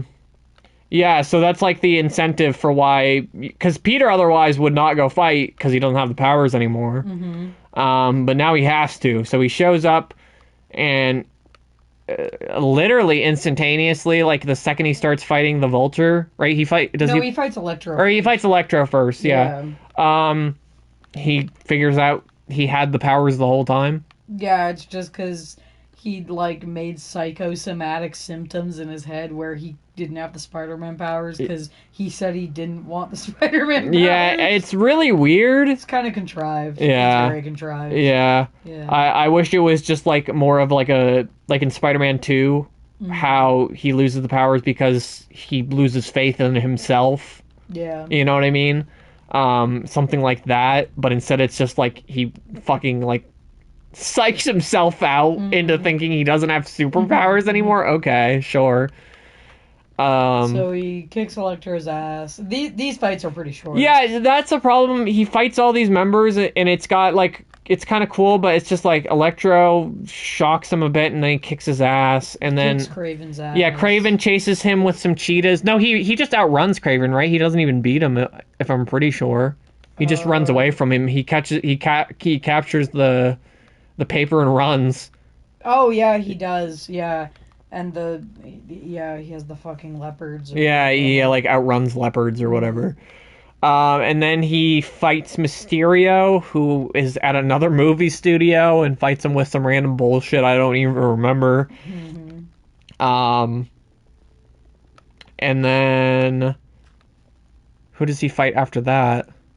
Hold on, my fucking thing went back to the beginning. Oh, did it? Yeah. I think he fights Sandman next, right? I think so. It doesn't matter to the order, I guess. Yeah. Sandman traps him in a fucking airtight room with no air to breathe, but Sandman is also in there. Yeah, Sandman. Well, no, I guess Sandman doesn't need to breathe as much, but he packs it too tight, so he suffocates himself. But Spider-Man is fine. Yeah, because Spider-Man can hold his breath for a really long time. Yeah, it's a little weird. Yeah. But also, Aunt May wants to fuck Otto. Yeah, Otto's taking care of the ladies in the meantime. I don't know why. He's just very nice. Well, no, which doesn't make sense because the first time he ever kidnapped Betty Brant, he was a fucking asshole to her. He smacked her once, I'm pretty sure. Yeah. You know what I mean? So it's I don't know why all of a sudden he's so nice. Yeah. But yeah, Aunt May's fucking infatuated with him. Mm-hmm. Thinks he's just the fucking best thing since sliced bread. Yeah. Oh, he's such a gentleman, not like evil Spider-Man. Isn't that something she actually says? Yeah, she does say that. Yeah. Not like evil Spider-Man. Spider-Man. Yeah. And then he fights a vulture. Yeah, he fights the vulture in the sky. He kicks the vulture. He fucking lassos. He threatens to kill the vulture. Well, he does that all the time, actually. I don't know what's... He says... Because he wraps, around him, he's like... If if I fucking plummet to the earth, you are plummeting to the earth as well. And the Vulture fears for his life. Yeah. He sees fucking God in Spider-Man's eyes. So Spider-Man rides the Vulture to the next place. Where he fights Doc Ock. Yeah, and then Doc Ock actually does something pretty cool. This is like the coolest one, if I'm honest. He submerges Spider-Man into a huge tank of water, and fights him like underwater. Mm-hmm. And he also has the trick where his arms can detach. Oh yeah, they. Isn't that did they introduce that in this one where his the police were like, we finally got the arms off you. Yeah, his arms are no longer a part of him, but he can still control them. Mm-hmm. I mean, he puts them back on his body, but he can like control them like a spider basically now. Yeah. Which is kind of ironic. Mm-hmm. Yeah, I forgot that was in this issue, but yes. Yeah. They do that. And then at the end, he defeats them all. He rescues Betty and Aunt May. Aunt May's like, what the fuck? I didn't need to be rescued. I was just having tea with this lovely gentleman. Yeah, yeah. And then they're like, oh no, everything's fine. I love you, Aunt May and Betty. All done. Yeah, that's it. And then they have some cool little things that, like, since it's the annual, they have, like, little blurbs about who the villains are and, like, explaining stuff about I didn't read it, because obviously I've been fucking reading all of this shit already, but I thought it was cool. Plus, the art for it was really nice, for those bits, at least, otherwise. Mm-hmm. But yeah, I mean, I read the Fantastic Four annual, and, like, this is kind of like underwhelming. I mean, it's pretty significant though. It is significant, but it was underwhelming for like in the annual. Yeah, well, it's underwhelming also in the sense that the fights are kind of like it's just the plan. It's like, why is the plan like this? If it wasn't like this, if they all had fought, if the whole issue was Spider-Man fighting all 6 of them at one time, that would have been fucking awesome. Yeah. Like, that should have been Which is what's going to happen next time they show up. Oh, for sure. Mm-hmm. But, like, it was just a lame plan. All the fights had to go so fucking fast, even though this is a super, like, long issue. The fights all go way too fast. Like I said, the art's not the same, so it looks weird, at least for me. I can't believe, though, you didn't get to the end part where it's the funny thing where it's, like, how we draw comics, and it's just, like, a whole comic where Stan Lee and Steve Ditko draw a little comic about themselves where they're just fucking yelling at each other the whole time. That's pretty good. No, I guess I just thought it was all stuff about Spider-Man. Yeah. So it's just like Steve being like, I'm almost fucking done drawing this, and then the phone rings and he's like, can you fuck off, Stan Lee? That's pretty good. Yeah. But no, it's just the Fantastic Four annual was so... Is that the only annual you've read so far? Yeah, that's the only other one, but okay. I have another one coming up soon, and a Strange Tales annual, which is the Human Torch one, but I fucking hate the Human Torch. Yeah, so you're not very excited for it. No. Yeah. But it was just exciting, the Fantastic Four one, because it was like something really gripping within the story where I was like, oh, I want this to be resolved. Yeah, I kind of wish there was like maybe also something like revealing about this one. There was nothing really... There was no like drama. You know, that it was just like, it's just the drama of like, oh, he lost his powers, but he didn't really. Well, no, exactly. He doesn't even like if he had to go through at least like one of the fights, like they give him like the weakest one first, and then he goes like through half of a fight without his powers. That would have been interesting. Yeah. You know, make him fight some of his villains without powers and have to use his intellect instead to beat the shit out of these people. You know what I mean? Yeah. But no, he just gets his powers back, and then we get kind of half-assed fights that are really lame comparatively. Yeah. But that's our take. That's our freaking take. Yeah, I hope the next Sinister Six appearance is better. Mm-hmm. But yeah. On to number 17. The Green Goblin returned. Yeah, which begins this little kind of mini arc here. Mm-hmm. That's why I was saying that with the Daredevil one, because I thought that the end of this one was the Daredevil one, but I was incorrect because this one also features another superhero. Yes. You start, John? Oh, yeah. You want to introduce this one or me? Oh, you introduce it. Okay. This is another one with the Green Goblin. Woo! They kind of tease more in the beginning about him being like some kind of guy under the shadows and stuff, but they don't reveal it. Again, it's kind of surprising that they don't reveal it, so... Mm-hmm. And there's a lot of speculations in the back of the comics, like, oh, is it JJJ, or... Oh, that's an interesting idea. Yeah.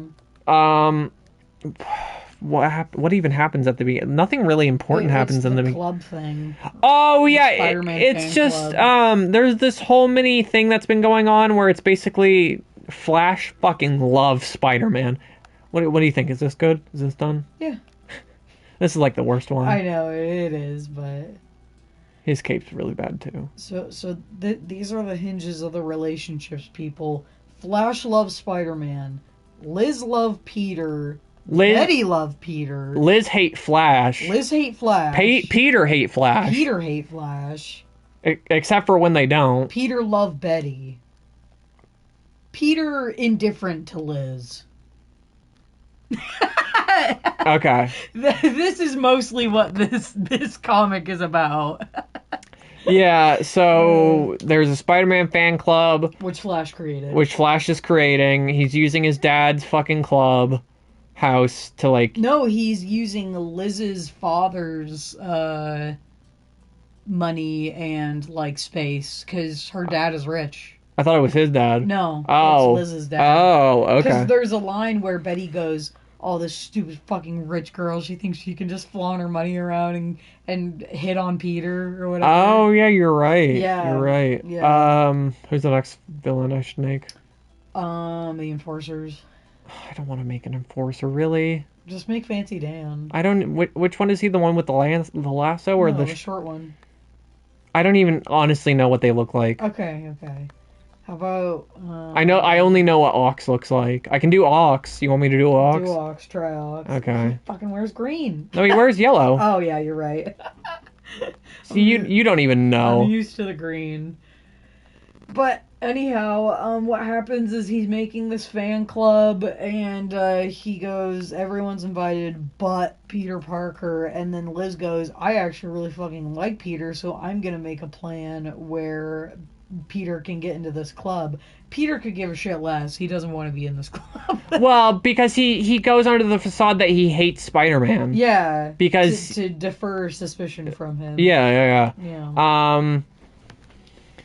Basically, this thing gets so much wind that Flash eventually puts an ad for it out on the Daily Bugle. And he says that Spider-Man. Oh yeah, he yet again advertises that Spider-Man's going to be there, and Peter Parker says Spider-Man will be there, because he's a sucker. Yeah. I don't know why. Whatever. Yeah. Yeah. Either way, yeah. So Betty hears about this club, and so JJJ's like, okay, we need to be there so that we can report about it. And Peter like lies to Liz and is like, or not Liz, to Betty, and he's like, I'm not gonna go. I'm not gonna go to this Spider-Man fan club meeting. Yeah. Because she is like implying that she wants him to invite her to the meeting. Yes. Yeah. Okay. But he is gonna be there as Spider-Man. Yes. He's gonna show up. Yes. And you see like a guy reading the newspaper with the Green Goblin silhouette or whatever, like the guy we've seen as the Green Goblin, and he's like, Spider-Man's gonna show up at this fan club meeting.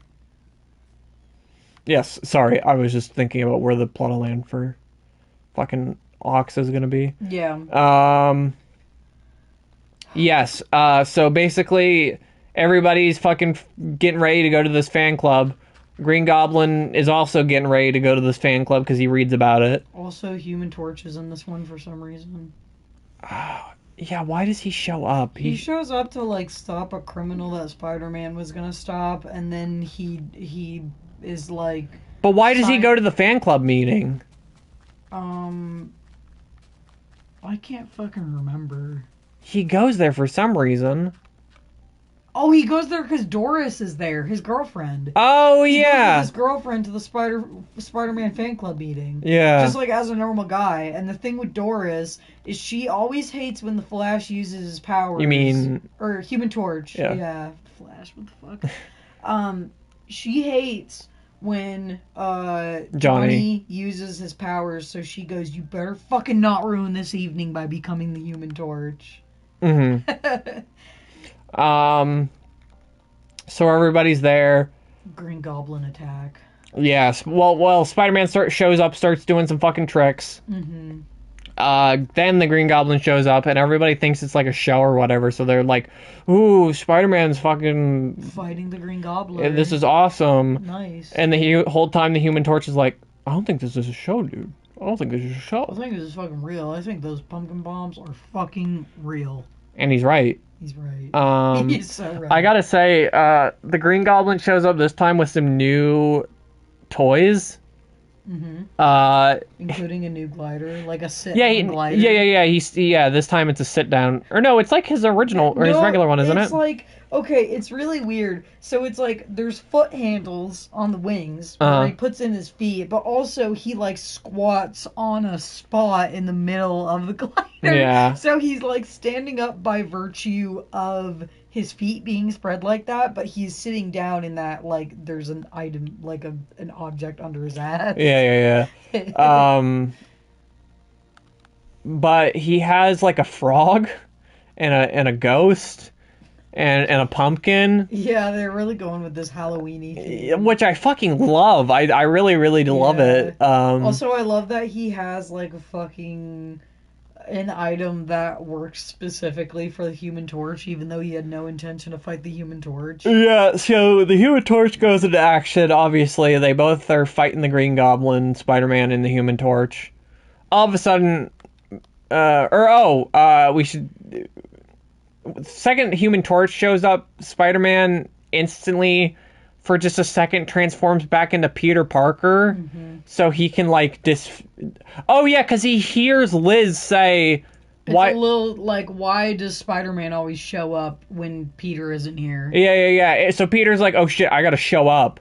So he goes and he quickly turns into Peter, but the second he shows up to talk to Liz, Betty is also there, and she sees that, and she's like, Peter, you fucking lied to me, you piece of shit, and she leaves. You came here with Liz. Yeah, so Betty leaves, all pissed off about that, and then all of a sudden, Peter goes back to fight as Spider-Man, and he overhears a phone call that his aunt is back in the hospital because she had another heart attack. Because it's like a phone call for him or whatever that he overhears. Yeah. It's like, oh, is Peter Parker here? Yeah. So he hears that and he's instantly like, he just dips. He leaves. Yeah. And everyone is like, what the fuck? Everyone's like, what the fuck? Did he just leave? And the comic ends with basically everybody just calling Spider-Man a coward. Yeah. As he rushes to the hospital to check on Aunt May. Yet again. This one is fucking boring until they introduce that element into it at the very end. Like, setting up this plot line. I think this is just a stepping stone for what's actually, like, the better part. Like I said, it's like a mini arc with the Aunt May being in the hospital thing. But yeah, so I guess you didn't like this one too much. Yeah, it's kind of boring. Yeah. It's like, I don't... fucking fan club, I don't give a shit. Well, it's also just like, for the Green Goblin, the first one is so good. Yeah. And then this one, it's just so lackluster comparatively. Especially he's, like, kind of not in it as much as you'd like him to be. Yeah. And it's like, I'm just like, why is the Human Torch here? just for the sake of the Human Torch being there. I like his and Peter's relationship, That though. is the best thing about the Human Torch. Is him and Peter Parker's relationship. Yeah. Yeah, I think they're really good together. Mm-hmm. I like their chemistry a lot. Yeah. I also like that right now they're kind of like slowly becoming friends. They're not very... They insult each other a lot. Mm-hmm. And I know there was also that obviously really shitty one bit from the other comic that we read where he like... I don't even know if that's supposed to be canon, where he like terrorized him. Yeah. But yeah. Yeah, it's canon. Is it? Do you think? Yes. Okay. Yeah. Okay. Like to whatever universe this is in. The 616. Yeah. I think. Yeah, I'm pretty sure. Anyhow. All right, next one. Next one. You want to introduce it since I did the last? Yeah. So this one's hard to describe because it's not framed like any other comic.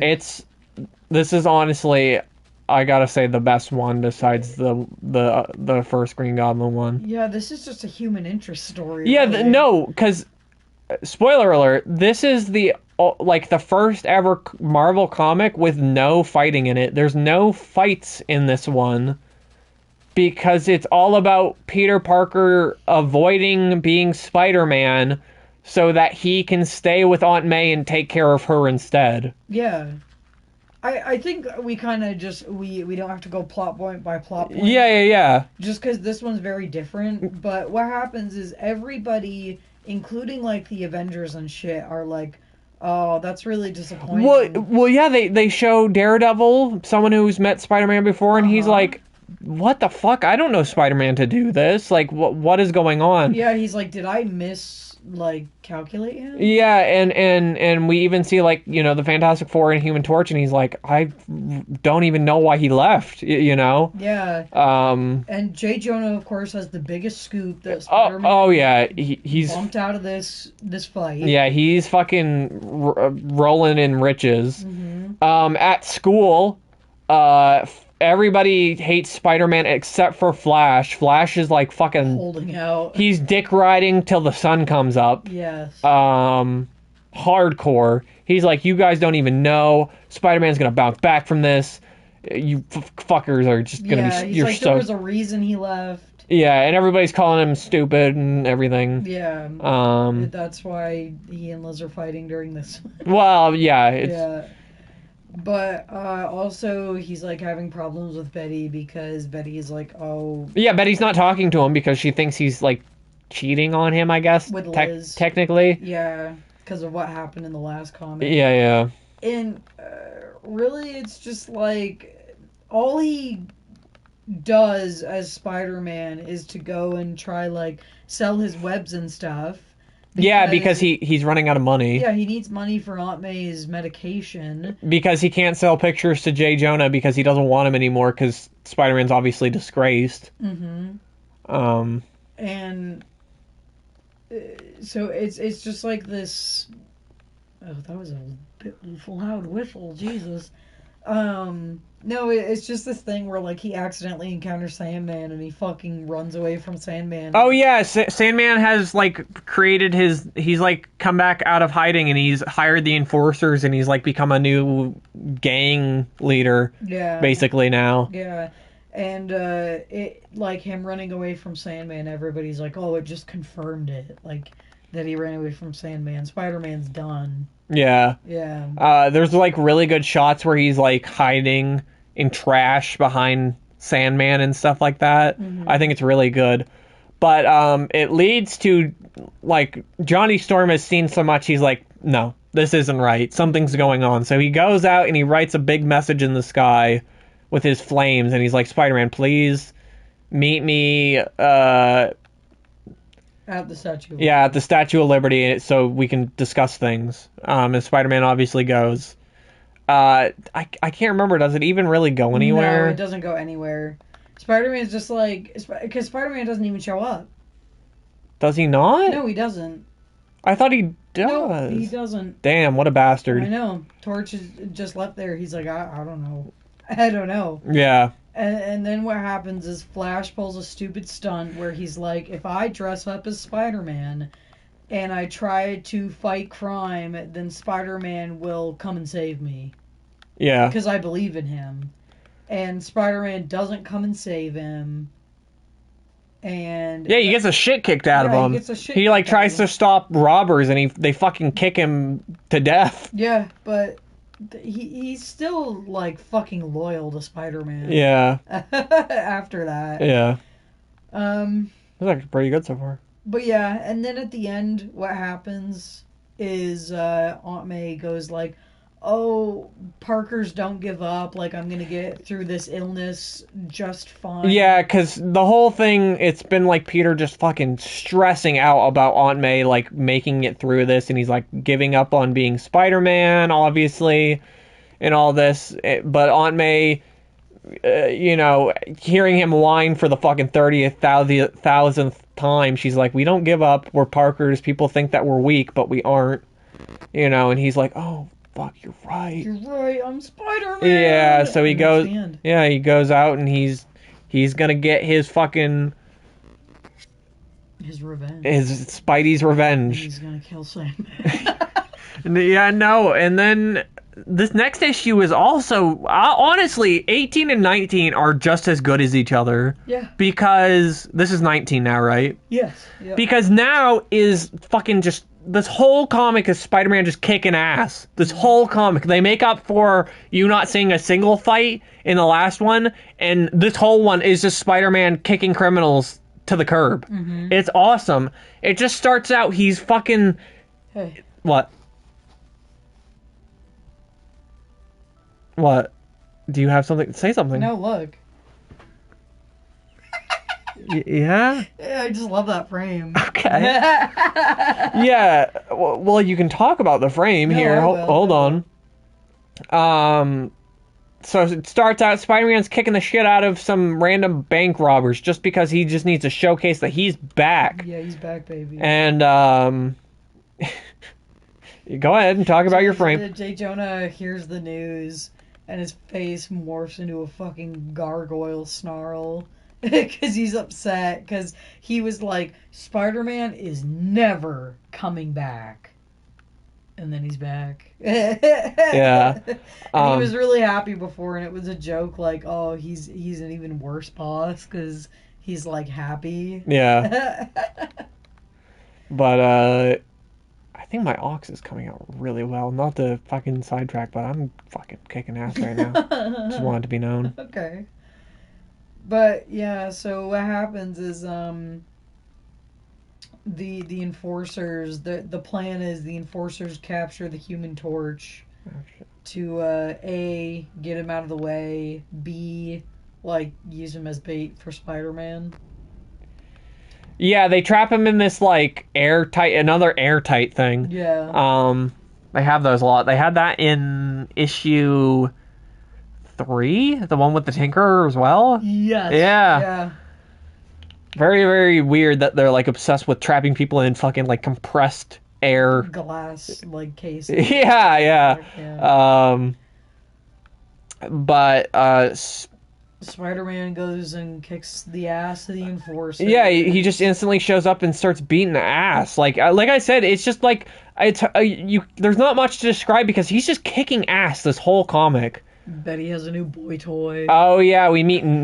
Well, it's not anyone. It's Ned Leeds. No, I know. Yeah, it's who we know as, and he's not the same. He's like a white middle-aged dude in this. Mm-hmm. He's a reporter for the Daily Bugle as well.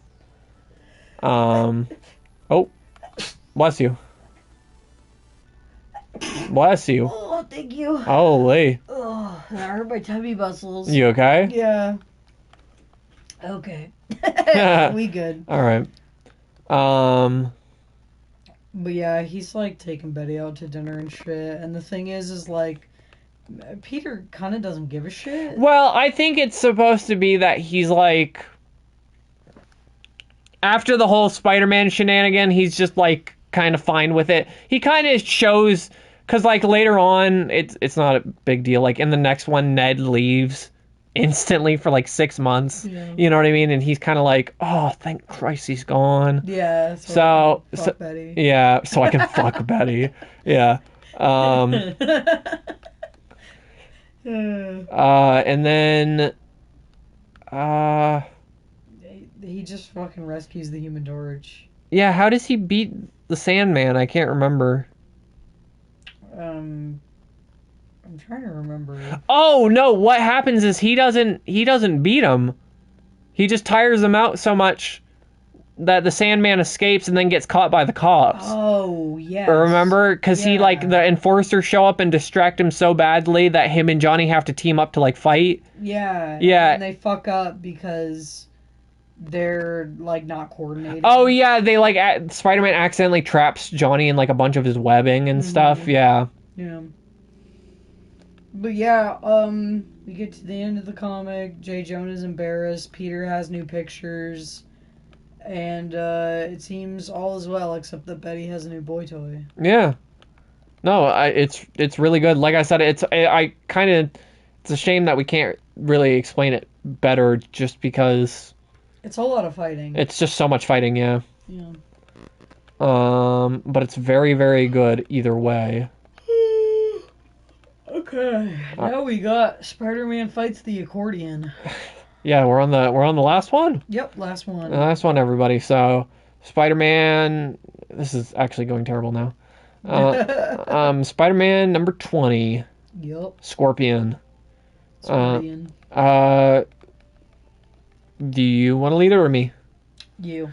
All right, we start it, and this is like the most nefarious we've ever seen J. Jonah Jameson. I gotta say. We meet him, and he is hiring a scientist to make mutagens like Spider-Man, like mutate. He meets a scientist who mutated a rat to do something. He got the rat to do something. It was like a half rat, half some other bullshit. Yeah. Okay. Or a rat that could swim and a fish that could climb. Oh, okay. Yeah. But either way, he finds that guy and he's like, okay, can you please make me, not make me, but make an employee of mine. A scorpion hybrid. Like they drink a serum and it turns them into a scorpion or whatever. So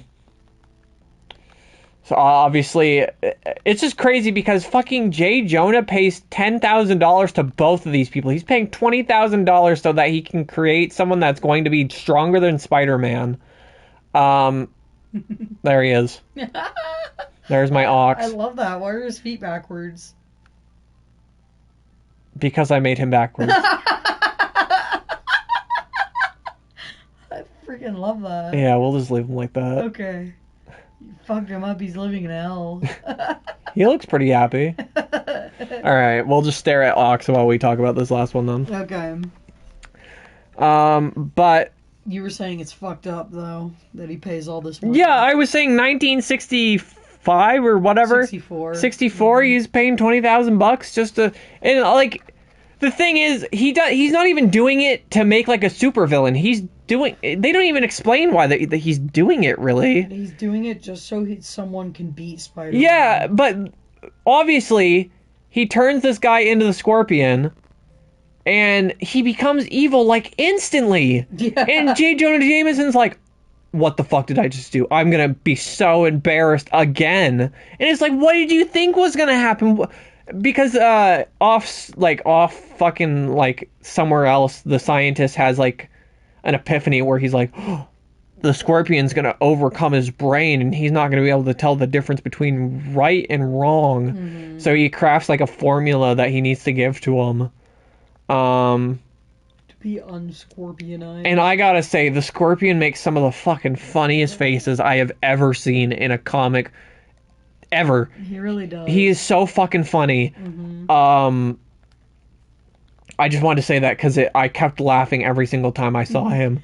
Go ahead. Yeah, I was gonna say, but what happens is he fights Spider-Man, but then guy is gonna try to give him the serum. Yeah. This is fucked up. This is fucked up. Well, because go ahead and explain it, and I'll explain why my problem with it. The scientist is trying to give him the serum, and Scorpion is like, "Fuck you," and starts like climbing up a building, like it's awesome being the Scorpion. And so this guy tries to follow climbing up with the serum. He's like, "I have to do this," and he like gives it one last chance and tosses it at the Scorpion and totally misses, and then he falls to his death. Well, here's my problem with it. He falls. And they don't even, like, explain that he died. It's, like, literally, like, four pages later where J. Jonah Jameson's on the phone and he's like, what? He died? Yeah. And you're like, what the fuck? The fall killed him? Yeah. He's dead. Yeah. Poor guy, because he's just trying to help. But, yeah, basically the Scorpion... Also, he doesn't even have, like... I don't know if the Scorpion has never had a stinger on his tail, but he just has, like, a fucking, like... big log for a tail that he just swings around and hits Spider-Man with. It's very odd. Mm-hmm. But then Scorpion wants to go kill JJJ because he's the only other person who knows who he is. Yeah. So he breaks into the office while Spider-Man is trying to stop him. And it's not going well because I guess scorpions are the natural enemy of spiders. Even though they say, like, that... they literally said the same thing about, the Wasp. Yeah, the Wasp and Spider-Man in the annual because she was, like, hearing or not in the annual, the one where everybody was, like, calling him a coward. They, like, showed her being pissed about the news or whatever, and they were like, oh, it's just because wasps are natural enemies of spiders. Yeah. But the way that Spider-Man defeats him is he fucking yanks off his big cybernetic tail. Yeah, which is really cool. Mm-hmm. And that's pretty much the end. He goes to school and he is all fucking beat up because he's been pummeled by the Scorpion. Mm-hmm. And that's the end. Yeah.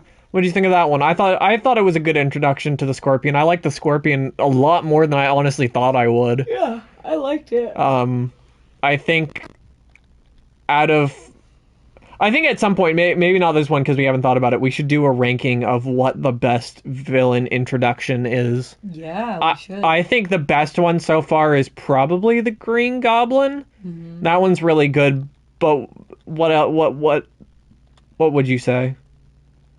I would agree. Yeah. Even though I really like Mysterio, I think the Green Goblin one is really good. Yeah. Any thoughts about the 20th issue, though? Anything else? No, it's pretty par for the course. I liked it. Yeah, I'm excited to see, like, more, because it's just, like, it's more of a non sequitur story. It doesn't really progress a whole lot of, like, what's going on with, like, relationships and stuff. It was just kind of introducing someone new. Yeah. So I'm excited to see, hopefully in the next 10, up to 30. I don't think there's going to be any other annuals or anything, so I think we're just going to be doing the straight 10. Yeah. But I am hoping there's some cool stuff. I haven't looked too much at it, what it's going to be, but I'm excited. I fucking love doing this. This is like one of my favorite reviews that we do. Yes, it's very fun. But what was your favorite one? The Green Goblin one? The first one? Yeah, it's got to be the Green Goblin one, followed very closely by the whole Coward 1819 whole thing. Because I think that's just like such a good like comeback story for Spider-Man. I gotta agree though. I think the Green Goblin one is really good. Yeah. What do you think is the worst one? Is there one that's that bad? The Craven one's pretty lame. I'm looking at the covers now. Probably like the second Green Goblin one. At the fan club. I wouldn't say it's the worst because it sets up 18 and 19, so well, you can't say bad because it actually does. No, I can say bad. Okay, dude. Whatever you say. Yeah. Any other ending thoughts on the comics? No, I'm having fun. Yeah. This is great. Yeah, we're gonna try to be more consistent about doing these. Yes. Yeah. Just full disclosure, it is all Brant. I mean, is it? Well, with like not reading them? Well, with the comics, yeah, I'm slow on that, but with other stuff, it's like... No, you're good. I'm fucking joking. Okay. You have been slow on the comics, but I know you'll pick it up. Yeah, I'm gonna start trying to do like 2 a day or something if I can. Yeah. This week I'm free, so I'll be able to definitely, hopefully be able to do one by next weekend. But the movies, that's on both of us. We just need to sit down and watch a fucking movie. Yes. And I think we will for this week. Yep. So be on the lookout for that. And then obviously Cyberpunk, Elden Ring Friday. So excited. Yeah, this was fun. I'm not really into comics or superheroes or anything, but it's nice. Well, I'm glad that you enjoy listening, Rose. I am very, very glad. Yes, we love having you here. Yes. You're always very funny. Yes, thank you so much. I guess I'll just send you guys to Critical, who's stream running The Hobbit. I hope you guys enjoy that. Like I said, I will be back. I mean, I'll be back. Akasha will be back for the next review whenever we do it sometime this week. Anyway, bye-bye, everyone. Bye. See ya.